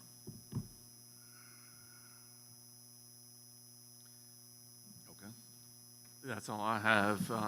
Then you have the spreadsheet for our review, assessment, and then as we, The date that you said, was it the 17th? well, I recommend, I mean, I don't want, if we can get our information to you by the 17th, that'll give you 5 days before you meet with the staff to go over the items. Yeah, I mean, that would be ideal. And then add it to I'll the, do that. go ahead, yeah, put it in red I'll on do the that. charts like we did the last few years on those spreadsheets. And then when we meet 17th to finalize the recommendation to council, and then the 21st of April and 5th of May are the budget workshops.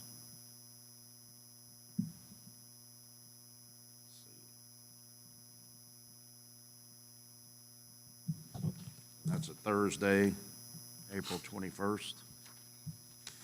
And Thursday, May 5th. And May 5th is also the employee appreciation at the Sagra Park Columbia Fireflies baseball game. Prior to that. Busy. day. Not during, yeah.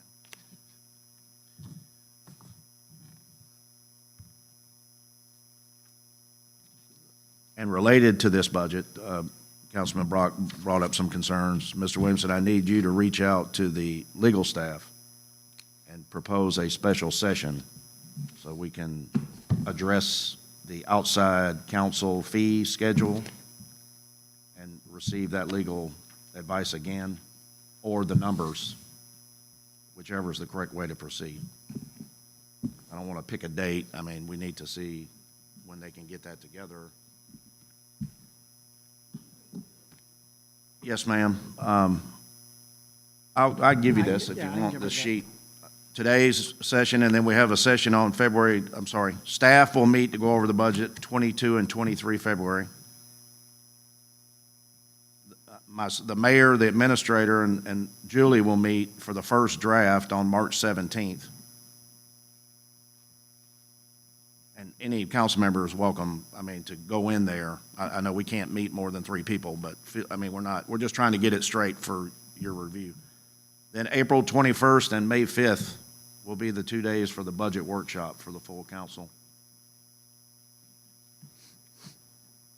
And then we're looking at a first reading, May 23rd, and then the second reading and public hearing on June 27th.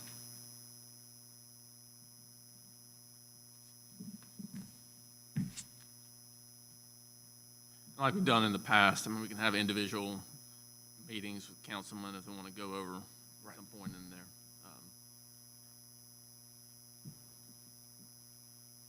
Mr. Mayor, one follow-up, if I may. As it pertains to the Park Foundation and Mr. Muscati's presentation this morning, and we may want to make this part of this budget year, but if the Park Foundation can move forward quick enough with plans and a to-do list, and are committed to continuing the role they've played in fundraising, it would make a lot of sense for council not to wait on rates to go up, but to possibly look at a tool to allow the Park Foundation to continue, whether we do, I mean, they did the last one in a 6-year term, maybe we do the next one in a 10-year term. Somebody needs to be driving these conversations with the Park Foundation, because it seems like this is where that will end. And I think if we wait 6 months, we're gonna be two rate hikes in. Right, absolutely. Just want to make sure those conversations are being held based on the work that he presented today. Just to get clarification, this special session on legal, Councilman Rock, you're disagreeing with their reasoning, and you want an explanation. Is that, can you explain exactly what you're disagreeing and what you're trying to seek? Disagreeing under the grounds that the disclosure of fees paid to an outside counsel places the town in a harmful position. I don't understand how disclosing we paid XYZ dollars to this firm over these 6 months puts the town in any better or worse position than if we don't disclose that. Fact of the matter is, we were $20,000 over budget. We're adding another $80,000 to that budget, and I want to know where the town is spending their money.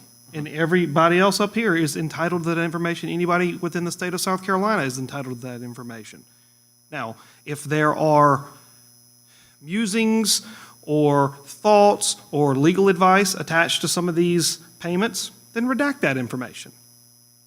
I'm not asking for invoices, although I'm well within my rights to ask for them. But if we've written 10 checks and they total $70,000, I want to see those checks. It's a fair ask. So you're not concerned that their reasoning is based on the fact that it has to do with internal council things? So you're saying that's irrelevant? Just so I'm clear, so I can give them guidance. I think, I'll just add my total opinion here, and I may have this wrong, that's why I want to get the attorneys to clarify for all of us. My interpretation was that the information sought is what the billable hour was and what exactly that billable hour, in other words, what's it called when you? Pose? Yes, I deposed Mr. Williamson for 2 hours on this day and this subject. That information, as explained to me, my personal interpretation. And that very well may okay. be privileged. Right. But okay. that's not what I'm asking I for. think you've done a great job of clarifying what you're asking for. And But if there's an invoice that says, we're billing you for 12 hours at $400 an hour, and if there's notes from the attorney as to what those things are, phone call, answered email, if that information is privileged, redact it. But, 2 hours on April 1st, $800, that information is public. Well, now they're very clear on your request, and they. Okay, good. So they responded based on that. So I'm just telling you, they have given the answer, but you want to hear it again to talk about it? That's what I'm just trying to get clear. If their position is we're not going to disclose these fees, then they're going to get a FOIA request. And if they choose not to, then we'll go see what a judge says. Right. It's pretty straightforward. Right. Okay, so do you want them to come back and say the same thing again? Well, I'm operating on the assumption that they're going to say, yes, you can disclose the payee, the date, and the amount paid. Okay, that's what you requested, and they said no. So you want to hear that again? I'm just trying to get it clear. I don't exactly think that's what I requested. I think my initial request from David Black was to see the invoices. He said no. Right, that's what I understood. That was not your request. Like most 4 days ago? recently. Right, No, you're right. I changed it. exactly. Okay. And they said no. No, I don't think they said no. I don't think they were asked. Oh, yes. So you went to David Black and said, and you said he wants to see the payee, the date, and the amount paid, and he said no? Absolutely. Well, then I guess we're gonna see where this goes. Okay, that's fine. I just want to make sure the request is perfectly clear. I was not clear on it. I thought we were talking about detailed billable hour things, but the redaction seems very reasonable. So I want to, if we don't need a special session and we can get them to respond to all of us, that would be okay. I think everybody should Yeah. see it. No, that's fine. It's not a. Yeah. I mean, I'm just saying that's. There's, in my assessment, there's no attempt to try to keep this from the public. What you're trying to do is protect your legal strategy against a very aggressive opponent who is the cause of all this $80,000 over expenditure. It's not any collusion but so we need to let them clarify that, because what Okay, he's all asking right. to So me then- sounds So very I'll get reasonable. them to Yeah. clarify, okay, just to hear it directly, and so it's, okay. But it's well-known in legal circles that parties try to do this to each other to see exactly who you're deposing, what you're trying to do, and build a strategy to better bolster their case. That's my interpretation of what I have looked at so far. But what All right. Councilman Brock's asking for seems reasonable. And I would like to get their opinion on it. Mr. Mayor, Please, Councilman McHenry. only because I've dealt with attorneys before, and it all depends on the way you ask the question. And for Mr. Williamson, can you direct Mr. Williamson to say you as the mayor have no problem with X information being given to council?